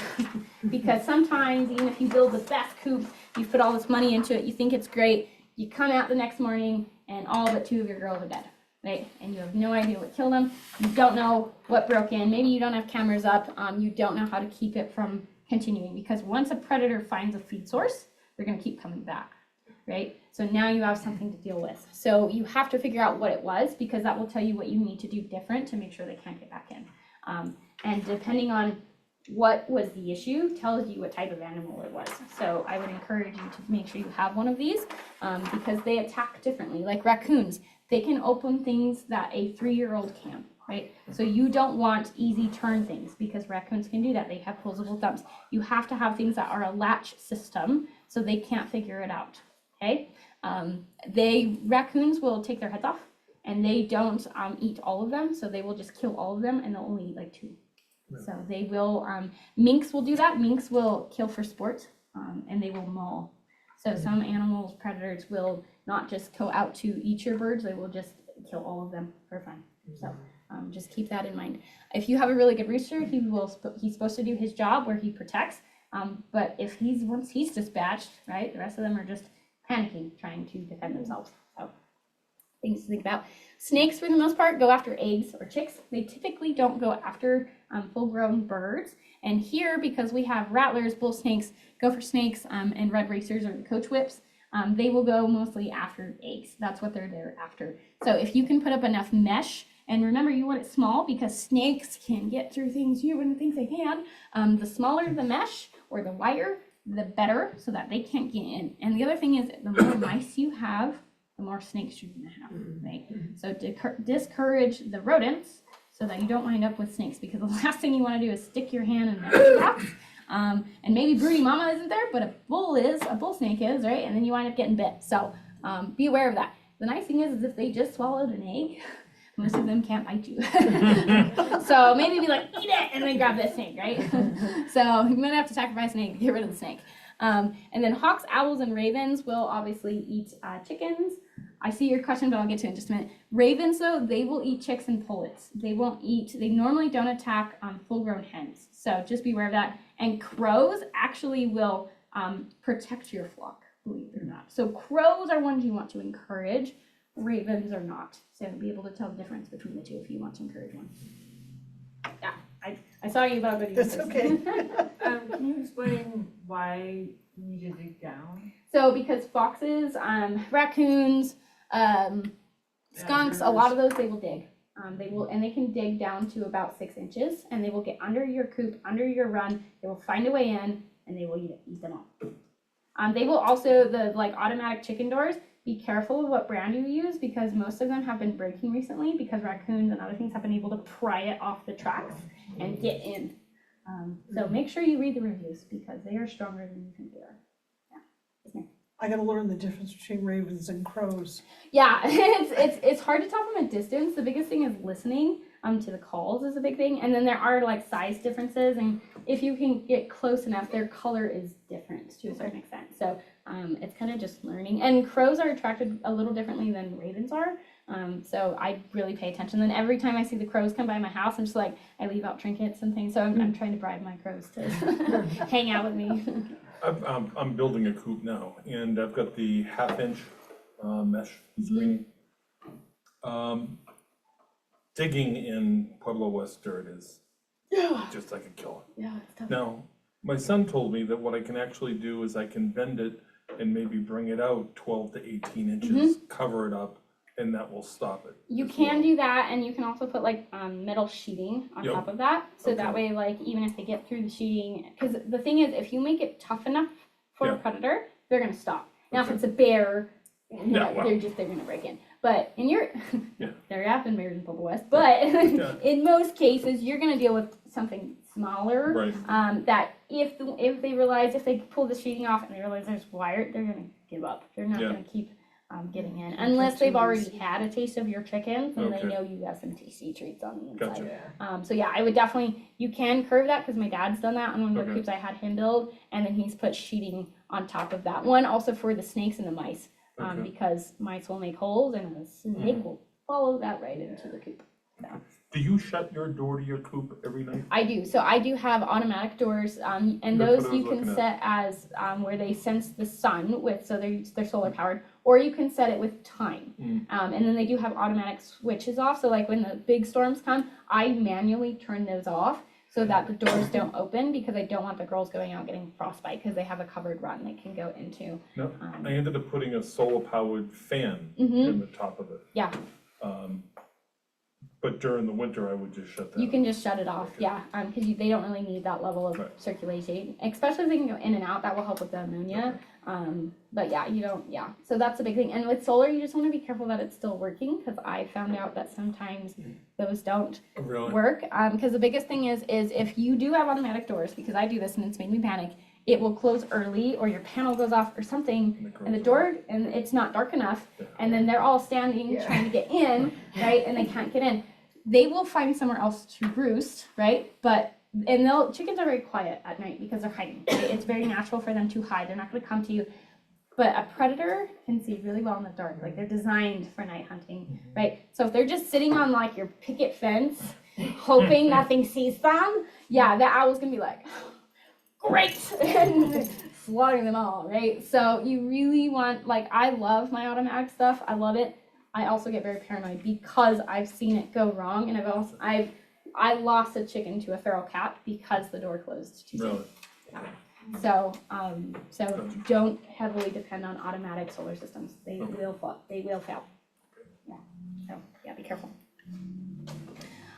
Diseases. So really quick, diseases are another big piece we're going to run through here. So HPI, you've all heard the scary part. That's the bird flu that's going around, right? So it is a virus. It's spread by wild birds. You won't know wild birds are infected. Most of them don't die by it. So even like little songbirds, the finch birds, all those things, they probably have it. They won't know. They don't show signs. And it doesn't kill them. So they just look like normal happy birds, and they're in there eating your chicken feed with your chickens, and they're spreading disease, right? So that's kind of how that works. It is now zoonotic. I'm sure you all have heard about it. It does get to humans, but that's really been in the big poultry houses. So unless you have, we're talking like hundreds of thousands of birds, or if you're befriending too many crows, you're probably not likely going to get HPI as a human unless you are working in a poultry house. The image I have here talks about the symptoms of what is a sick bird. So sneezing, coughing, labored breathing, face swelling. They're not moving around a lot, less eggs. And also the big thing is they will stay away from the flock, right? They will choose to be by themselves, right? That is the number one sign there's something wrong with your chicken. So if your chickens are so used to you come out, you give them some treats, and everyone rushes you, and they're all fighting over it, and then Mildred over there is like in the corner by herself. She's not even looking at you, and you're like, either one, Mildred has babies, and she's been hiding them. She's been a bad brooding mama, or she's sick, right? There's something wrong with her. Chickens have a lot of respiratory issues, so a sneeze or a cough here and there isn't necessarily the biggest problem. But if you really start hearing that, or because of the way their nasal passages are, if you hear wheezing, that's a really, really big concern, okay? So that's a big thing. If you see a lot of open mouth breathing and it's not hot, that's also a cause for concern. There's something wrong with their respiratory tract. So if it's hot, that's how they pant. So that can be kind of tough, because you're like, are you panting or are you sick? And heat stress is up there too, right? They will have heat stress because chickens have a harder time with heat than they do with cold. So if you don't properly cool them down, then they can get other symptoms and other issues because they're so hot. So, but you can cool them down by having a kiddie pool and just kind of swirling the bottom of a chicken in the kiddie pool, and it cools them off. So, good way to cool off a chicken. Don't drown them. Don't like douse them like you would a dog. Just get the underside wet and then they'll cool off. Bumblefoot. It's a bacterial infection with abscesses on the foot. A lot of that comes from wrong perches, right? Like we just talked about. You want that big, nice, flat perch. You don't want it a little like straw stick. It doesn't help them. Poor hygiene. Vitamin A loss is a big thing. So if you have bad feed, right? If you're seeing a lot of bumblefoot, check what's happening. Maybe it's a coop thing. Maybe it's a hygiene thing. Maybe you're not cleaning your coop as often as you need to. Maybe you have an infestation of mice, right? And maybe it's a feed thing. Also, if they're super fat, if you're feeding too much, it's also a big issue that they can get. Fowl-pox, it's a viral disease causing lesions. You see it a lot on their comb, on their wattle, and their face. I have pictures on the next slide. And also can get in their respiratory tract. There's no cure, but there's a vaccine. So like if you have an impacted flock, that's where the chicks will wind up getting vaccinated because you can't really cure it in the hens, and it's not typically like a death sentence. So they'll survive, the hens will get better, but they're gonna pass that on, right? So that's where they might be like, oh, I vaccinate for fowl pox. It doesn't mean that that flock necessarily had it, but maybe their neighbors did, and they were just being cautious. So just things to think about. Marek's disease, it's really hard with Marek's. The biggest thing is like their legs go really funny, and you can tell pretty quick, and there's no cure, and it almost always kills them. It's really fast, and they just act real funny for like a couple days and they die. Like it's really fast. So Marek's is tough. So here's kind of what it looks like. So HPI, here's our different things. The biggest issue is the purple discoloration on our wattles, combs, and on our legs. If you get to the point of purple with HPI, there's nothing to do anyway. There is no vaccine. There is no cure. They're most likely, some of them have been surviving, but they'll always have a cough. They'll always be a less than healthy bird. So just be aware of that. And it's always almost 100% mortality rate with HPI. If one bird gets it, they're all going to get it. There's just no way around it. They are trying to get a vaccine built for chicks, but as far as I know, I don't think it's commercially available yet. So it's kind of a problem. So if you hear, the state comes in, they depopulate their flock, it's also because they're going to die anyway. So if you're like, well, but all other 10 of my chickens are healthy, it's only a matter of time, right? And do you really want them to suffer? That's the question, right? So that's the big thing. Fowl pox, that's what fowl pox looks like. My mom assists me with some of my poultry care. She freaked out because she thought one of our chickens has fowl pox, and I was like, oh my God, don't say that word to me. Don't say the F word in this house. It's not fowl pox. Chickens can get sunburnt on their wattles and their combs. This particular chicken that I have, not that one, she got a nice sunburn on her comb. So that's what it is. Sunburns can also turn it black, and they can get frostbite, which will turn stuff black. So just because you see things on a wattle or a comb doesn't necessarily mean it's a disease. It might be a brief coloring that maybe you didn't see before. Maybe they're older now. Maybe they got into a fight, right? There could be other reasons. So that's where the handling piece comes in. You want to be able to grab this bird and just really look at it without it freaking out so you can figure out what's going on. Bumblefoot, that's the abscess right there. So that's what bumblefoot looks like. You just want to be careful with that. And then Marek's, we have leg paralysis. There's like their neck falls. If they come out of an egg and their neck is sideways, that's called rye neck. That's a vitamin issue. That only happens in chicks. We don't have that in adults. So if you have neck issues as an adult, we might be looking at Marek's. Okay, that's a big difference. And Marek's is something that happens as they get older. It's almost very unheard of for Marek's to happen in chicks. So just be aware of that. These are all just some, as you can see, there's a lot of diseases. There's a lot of parasites. They have a lot of issues, which is why, right, doing our herbs, doing a lot of preventative stuff is helpful because you can limit this from one, getting in your flock. Two, if they do get something, it can limit it, right? So that maybe not all of them die, or maybe they get over it. So that's why it's really nice to have those options. All right, first aid. Anatomy matters, remember? So way back, if we look at our nice little chicken here. I forgot my other one. I have a squeaky chicken I was going to use for CPR, but I have a video. Because you have to know where to press, right? Just like we have to know on people, you have to know the anatomy to know enough to help them. Know when to help. Chickens are pretty resilient. Because they're a prey animal, they also will want to hide any signs of weakness. Not only that, but because that pecking order, right? Someone's going to be on the top, someone's going to be on the bottom. If you're a bottom chicken and you got sick, you don't want to tell head chicken because she's going to kick you out of the coop because it's also a survival tactic, right? You don't want a weak one that predators are going to see out, right? That's bad for everybody. So that's where that comes from. So know when to help. All right, CPR.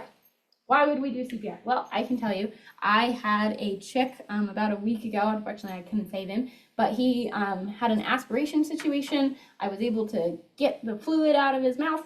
And then because he was young enough, I was like, well, I'm going to try CPR, right? So I did CPR, I got him back. And then unfortunately, he didn't make it and he died a couple seconds later. Tried CPR again, didn't work. So CPR does work on chickens.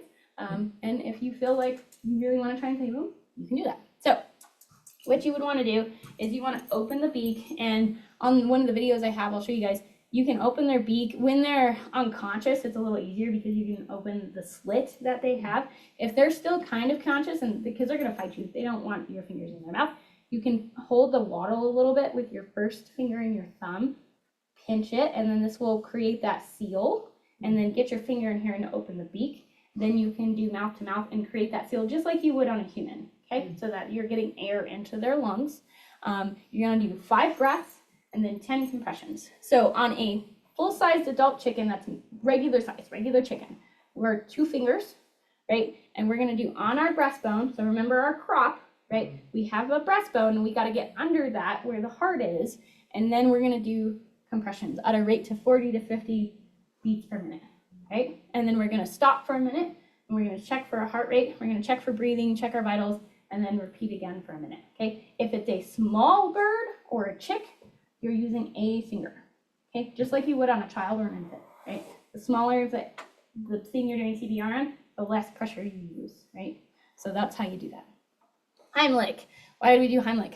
Choking, like we talked about, right? Chickens are dumb. They'll, especially the young ones, can't tell you, they will run out, they'll be like, mine, and they'll eat something. You're like, oh, great. It's like a toddler. Sometimes you have to get things out of their mouth, and then they're fine.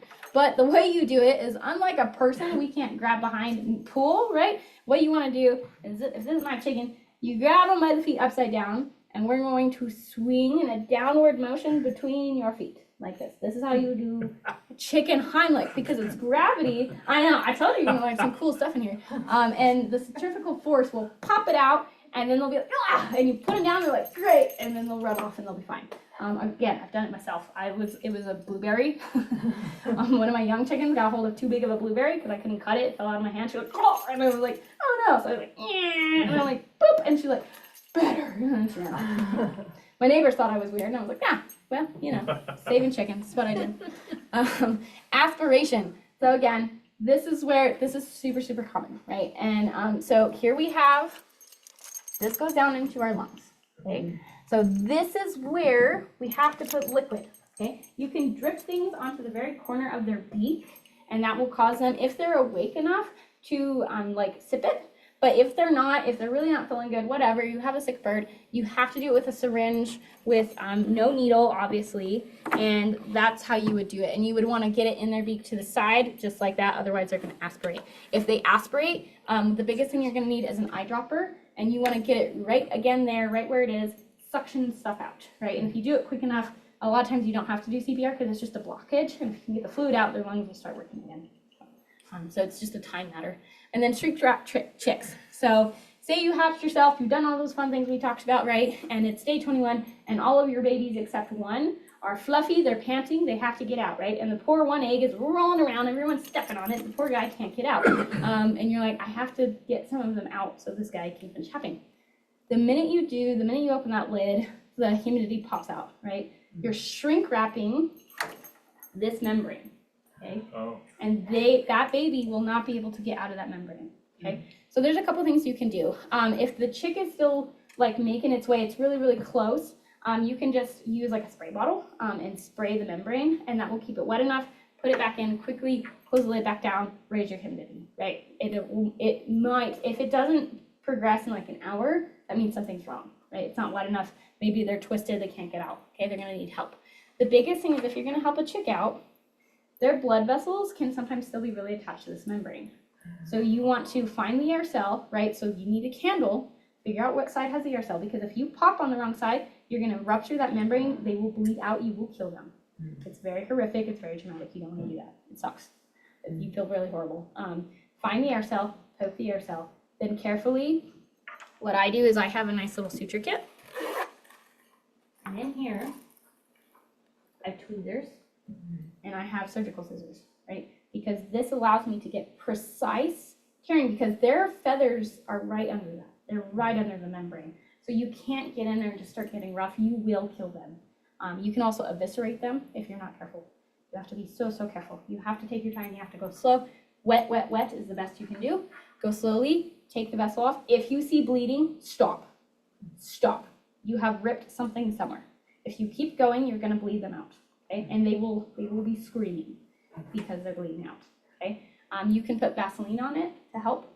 You can put raw honey, we'll seal that. You can also do flour and baking soda, okay? So you can do that, wet it a little bit, put it back in the incubator, give it time because their blood vessels are still absorbing. That means you helped a little too soon. Give them another hour, let that absorb, okay? As long as there's no more active bleeding, you can help again. See active bleeding, stop, okay? And then once they're out, get them all the way out of it. They're no longer, they're wet, they're gooey. Put them in the incubator, let them rest. They're really tired. Poor guys have been a little traumatic, so they're gonna act a little fine. But once they're up, they're moving and they're fluffy, then they can come out with everybody else. So, and usually they live fine lives. So you can do it, you can help them. Just be aware you have to do it right or you're gonna wind up killing them. All right, bird CPR. This is a good explanation of it. Expressions. And a bird is going to need about.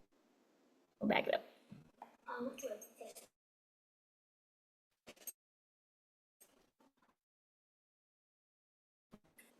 Maybe.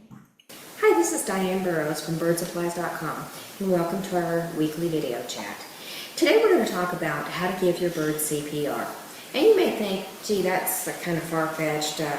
I would never find myself in that situation, but we almost found ourselves in that situation with Smokey once when he stuck his beak in a light socket and gave himself a pretty nasty electrical burn.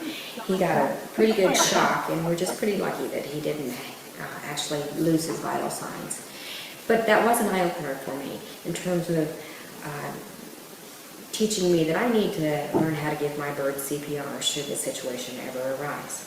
So, say you find your bird unconscious, maybe on the bottom of the cage, just laying down in an unusual position, and you realize, something's wrong. What you're going to want to do, of course, first is look, listen, and feel. Same thing you would do for a human. You're going to look at its chest to see if it's moving up and down. You might even feel around its nares, and then listen to its chest for a heartbeat. If you detect no breathing, no heartbeat, check its airway. Open its beak and see if there's a bead or something stuck in there. You might want to check and see if there's an injury like I had to with Smokey. And if there is, of course, sweep the bead out of the way. And then you're going to want to, again, after the airway is clear, check for the vitals. If your bird still is not breathing and doesn't have vital signs, you're going to want to start rescue breathing. And the way you do that is you position your bird so that you can tilt its head back, put your fingers over its nares, and gently open its beak. You're going to seal your lips over the beak and use your, again, cover the nares with your fingers and do 5 puffs of breath. You're going to want to see that the chest is expanding with the breaths. Hers is a little different because he's talking about parrots. So, the same in that, very. Now again, look, listen, and feel. Is the bird breathing? Do you hear a heartbeat? That sort of thing. If at this point in time your bird, if after about a minute or so your bird still does not have a heartbeat and is not breathing, you're going to want to start CPR at this point in time. Keep in mind that you're going to give about 5 breaths for every 10 chest compressions. And a bird is going to need about 40 to 60 compressions a minute. So that would be about 1 a second. For a large bird, you'd use 3 fingers. For a medium bird, maybe 2. And for a small parrotlet, just 1 finger would be sufficient. And you just press right in the middle of its sternum about 1 time a second. So give CPR at a ratio of 5 breaths and 10 compressions. Do this for approximately a minute, and then check for the vitals again.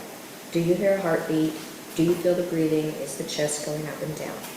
If not, continue your CPR until your bird is responsive, or until you would know that the situation may not resolve. However, once your bird resumes consciousness, you're going to want to be very careful because the bird could easily become very startled, very frightened, and bite you. So you're going to want to use a very careful holding mannerism to keep its head in check and stick it inside its hospital cage. And the next thing you're, of course, going to want to do is head right over to your emergency veterinarian. Have them on speed dial if you can on your cell phone and call on the way, but get your bird to the emergency. Oops. Now get 20%. So that, let me get back to our presentation here. So that gives you, Do that as soon as. clicking on it. So that gives you a good idea of when you would want to use it, why, and how. I gotta get back for our Zoom, so our folks, I am recording this so that people can watch it later.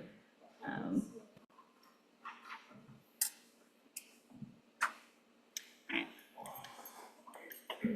So this one, just real quick, want to show how she does the drip on the beak with a dropper and how to pull those wattles. So this is Lucy, and she's not. I'm just gonna hide this, hide our floating panel here. Not feeling so great right now, and I'm not really sure how much water she's drinking, so I'm just going to show you the easiest way that I've found to get water in a chicken who doesn't want to drink on their own. So I've just got a mug here that has a little bit of water mixed with some electrolytes, and then I've just got a little syringe that I use to suck up the water without a needle on the tip, of course, just a plain syringe. I'm just using a little, let's see, 1 millimeter dropper. Okay, so what I've been doing for Lucy here is, if you just really, here, I'll turn her this way. Here, honey, there. So she's got a little bit of a waddle here. So if you just pinch that with your forefinger and your thumb, just really gently, and then I use my index finger to slightly, Yeah, that open. just to get a little bit of leverage on the top of her beak. No, she's tilting her head up. Now her mouth's open. With her head up. With her head up. I've already done this for a little bit and she's not too happy about it. Just put in a few drops. She did it right on the side. She didn't go as far Let her back swallow. as me too, because it's very Mm. Okay, But, let's see. but that would be how we would do that. Thing, yes. And then I use Okay, so really quick, I know we're getting close, we're basically there at time, but we're at the end here. So first aid supplies. You can put together your own vet care however you need to, but there's some really good things you can get online, at Big R, whatever, even at our people. Biggest thing, get a headlamp. Because it's really hard, especially if they're smaller birds, it's hard to see sometimes, or at night if you find something. So get a hand lamp so that way your hand's free, especially if you need somebody to help you with something. Neither one of you has to hold the light, right? So get a headlamp, get some kind of wound spray. I can tell you, you're gonna wind up needing wound care for something at some point, whether it be a predator issue, whatever, get something that's a wound. And it's okay if it doesn't say chicken specific, just make sure you look at the ingredients. Okay, so just like we did with our feed, look at the ingredients. This one, this TRICARE one, what's nice is it has a numbing agent in it, and it's topical, so it will get through their skin. I have one, I have a little chick called Legs, because his patella is twisted, and he came out of the egg that way, and it's sticking out of his skin. So trying to reform that, get it where it's supposed to be is really painful for him. This helps a lot with that, because it gets through his skin on his legs. So this is a nice one. They do make like Betricin Plus, which is for poultry care. So this one is, it's non-toxic, there's no egg withdrawal period, which is nice. So some of these you do have to be careful with, but if you're gonna put it on laying birds, the chemicals can linger and you don't wanna eat the eggs. So it's fine for the bird, but it might affect your eggs where you don't wanna sell them, you don't wanna eat them, okay? So just be aware of that if you're gonna use a product that doesn't necessarily say safe for poultry. There's other ones like you can get electrolyte packets and prebiotic and postbiotic ones that you can just add for different ages and stages, which are just helpful, especially during those heat stress moments, right? Those moments of stress, those are helpful. Flock Leader is a good one. They have different modes of that. So they have one that's like Recover 911, right? These are for specific instances of high stress. They make ones for heat, for wintertime, all kinds of different things. And they tell you what it's for, when you could use it, things you're seeing like isolation from others, severe diarrhea, pasty butt, all of these things, you could use this, right? Very easy to use. Same thing, I have probiotics. I have Durastat, which is oregano, right? So I have some of these things that I have on fan ready to go. But what's nice is besides it having oregano, it's got cinnamon, essential oils. This has live, viable microorganisms in it. So there's a lot of different things I can do late at night by myself with a syringe and a bottle of water, right? Super, super easy. Trust me, I've done it. I've been sitting in a hoodie with my headlamp in my sunroom like, chicken surgeon, because you get attached to the little critters more than you think. Hen boost, especially if you get new birds, you're getting new birds in the pen, there's some stress, maybe you have a breeding mama. This has probiotics, digestive enzymes, vitamins, minerals, the whole works. And it's very little amounts you need. They also make one for chicks. Oh, you're good. So lots of things. The other big thing I want to point out is exceptional egg pellets. These have flaxseed in them. These are really, really helpful to add for nutrition value and can help with your different vitamin issues you might be having in your flock. So if your soils are hard out in Pueblo West, you know they're not really getting things like that. Sometimes in some places of Pueblo West, there's really high pockets of iron and sulfur that you have to be careful with that can be toxic to chickens. This will help counteract that. So these are simple things you can add to their feed that will keep an eye out for things that they're just going to wind up dealing with that you know you're going to have to deal with. So I lost my clicker. There it is. So that's a lot of it. Poultry protector is nice. This is for spray on birds. It helps with mites, lice, fleas, and ticks. So you can spray this on the bird. You can spray it in your coop. This is another one you can get from Big R. I have not had the unfortunate mishap to have any of those little buggers, but if I do, I'm prepared, right? I would encourage you to get things before you need it so that you're not stressed when it happens. Have vet wrap. Use vet wrap instead of tape on birds because it won't stick to their feathers, okay? So any kind of injury is really nice. It will self-adhese, and they come in different colors. So that way you don't have to, remember, we don't want to use red because one, the others are going to pick on it, so is that chicken, right? Vet wrap is also non-toxic, so if they eat it, they strip it, it's not that big of a deal. I would stay away from tape unless it's medical tape, or you can use Band-Aids. Use the heavy-duty waterproof ones. Those have a stronger adhesive, and it will get stuck to some feathers to a certain extent, but you can clip around it and you can use some water and massage it off, okay? So if you need something sticky or need something heavier duty, use medical tape or use the waterproof heavy-duty Band-Aids specifically. Those are the ones you want to get. Q-tips are good. Here's where you can get different medications.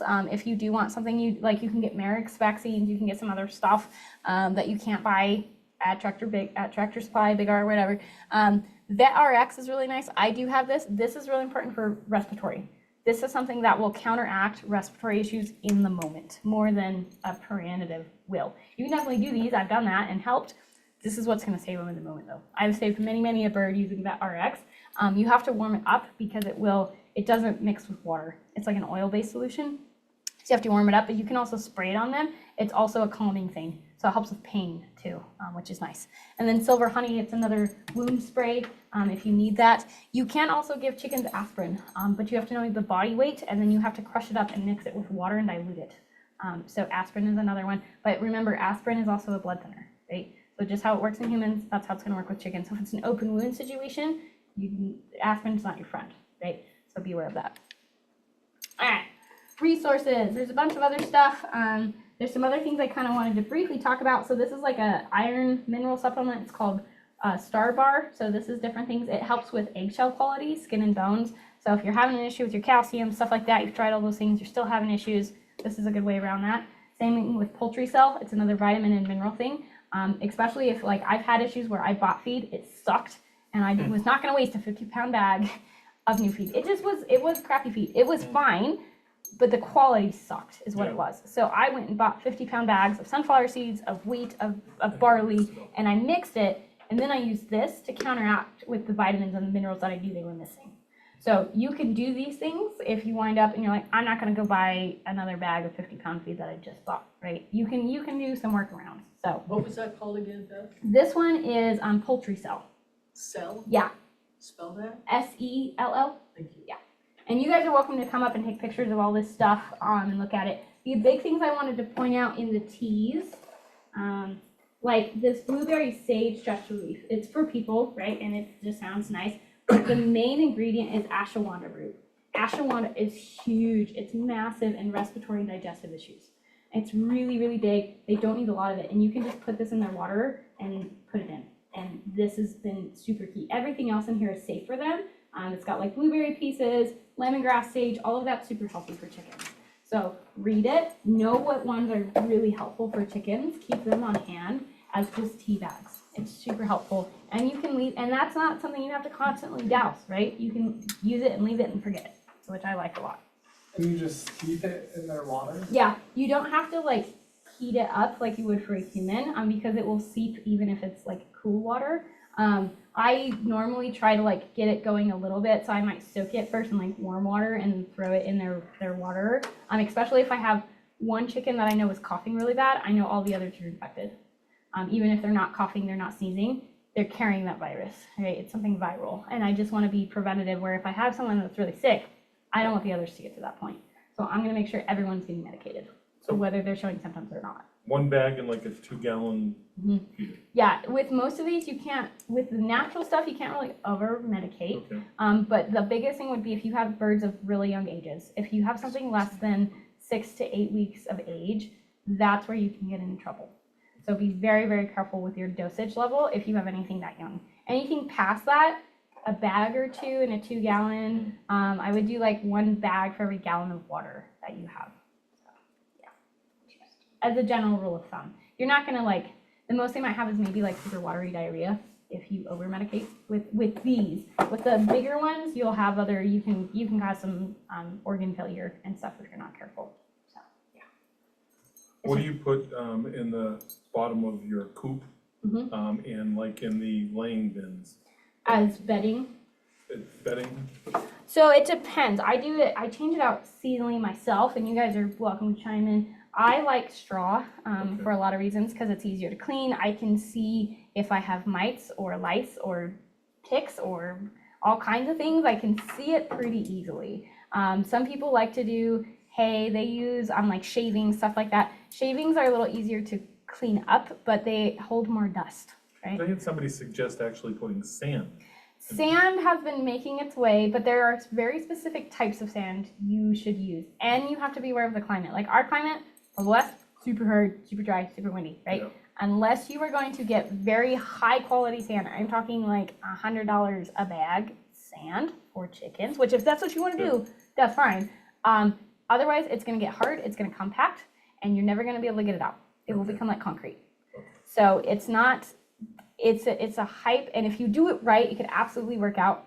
But you have to take in part where you're at, where your climate is, how many chickens you have, and how well do you want to maintain it? Because if you're out there all the time, great. If you're not, And last, out in the pen itself, I've had, well, my son and daughter-in-law, they put a bed of sand. I mean, they just put, that's okay? yeah, I mean, sand in general is okay for them. They will eat it, will be the big thing, which isn't the worst thing, because they do need some kind of gravel, like rock pieces in their gizzard for digestive. But they can get like compaction from too much sand. Okay. So you just want to watch that Then what would you to put limit in it.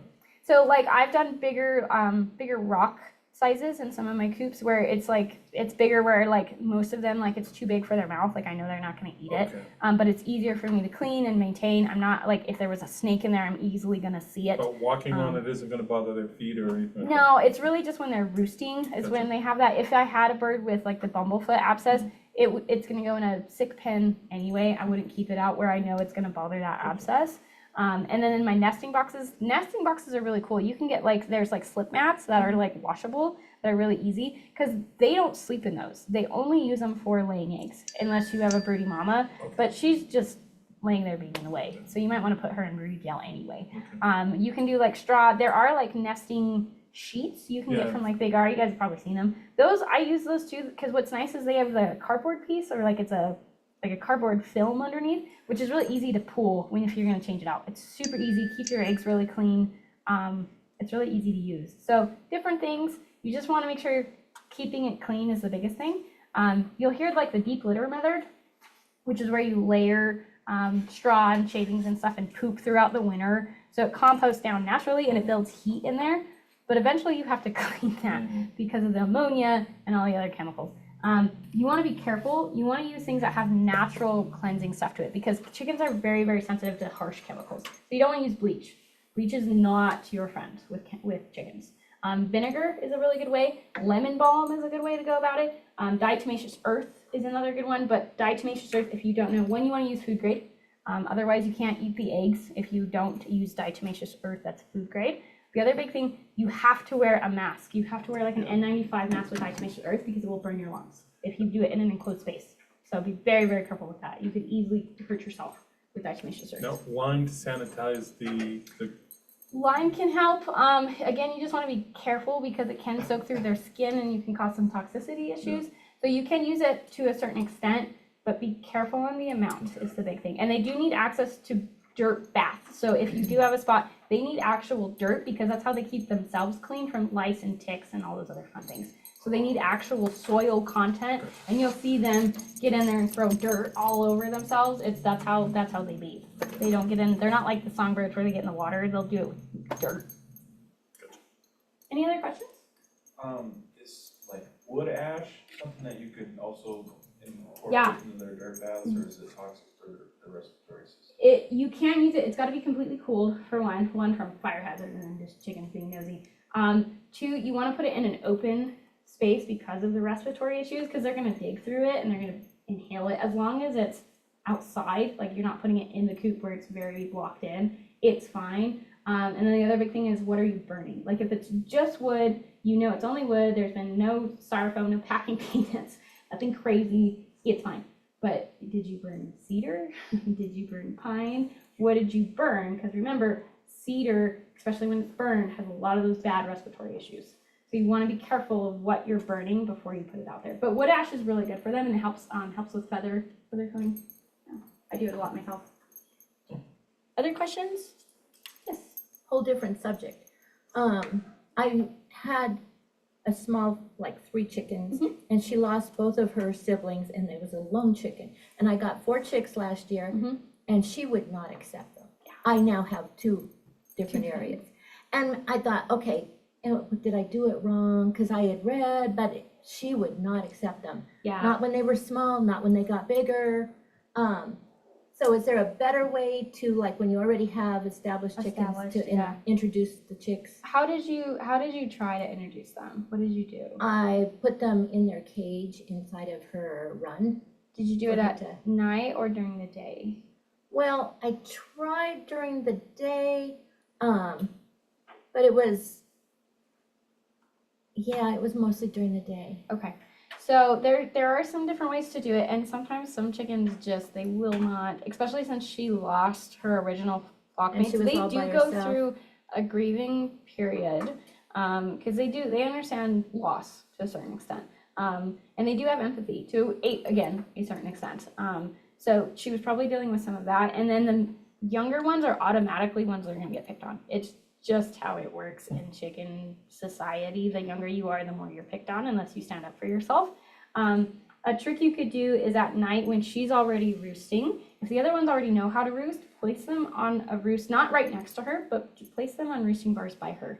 A lot of times, because they're already calmer, they're not going to move around a whole lot. She'll be a little upset about it, but a lot of times doing it at night when they're already calmer helps like reset. Yeah, I was worried I wouldn't be able to see if she really went after him. Yeah, I mean, you'll hear it. It will be loud.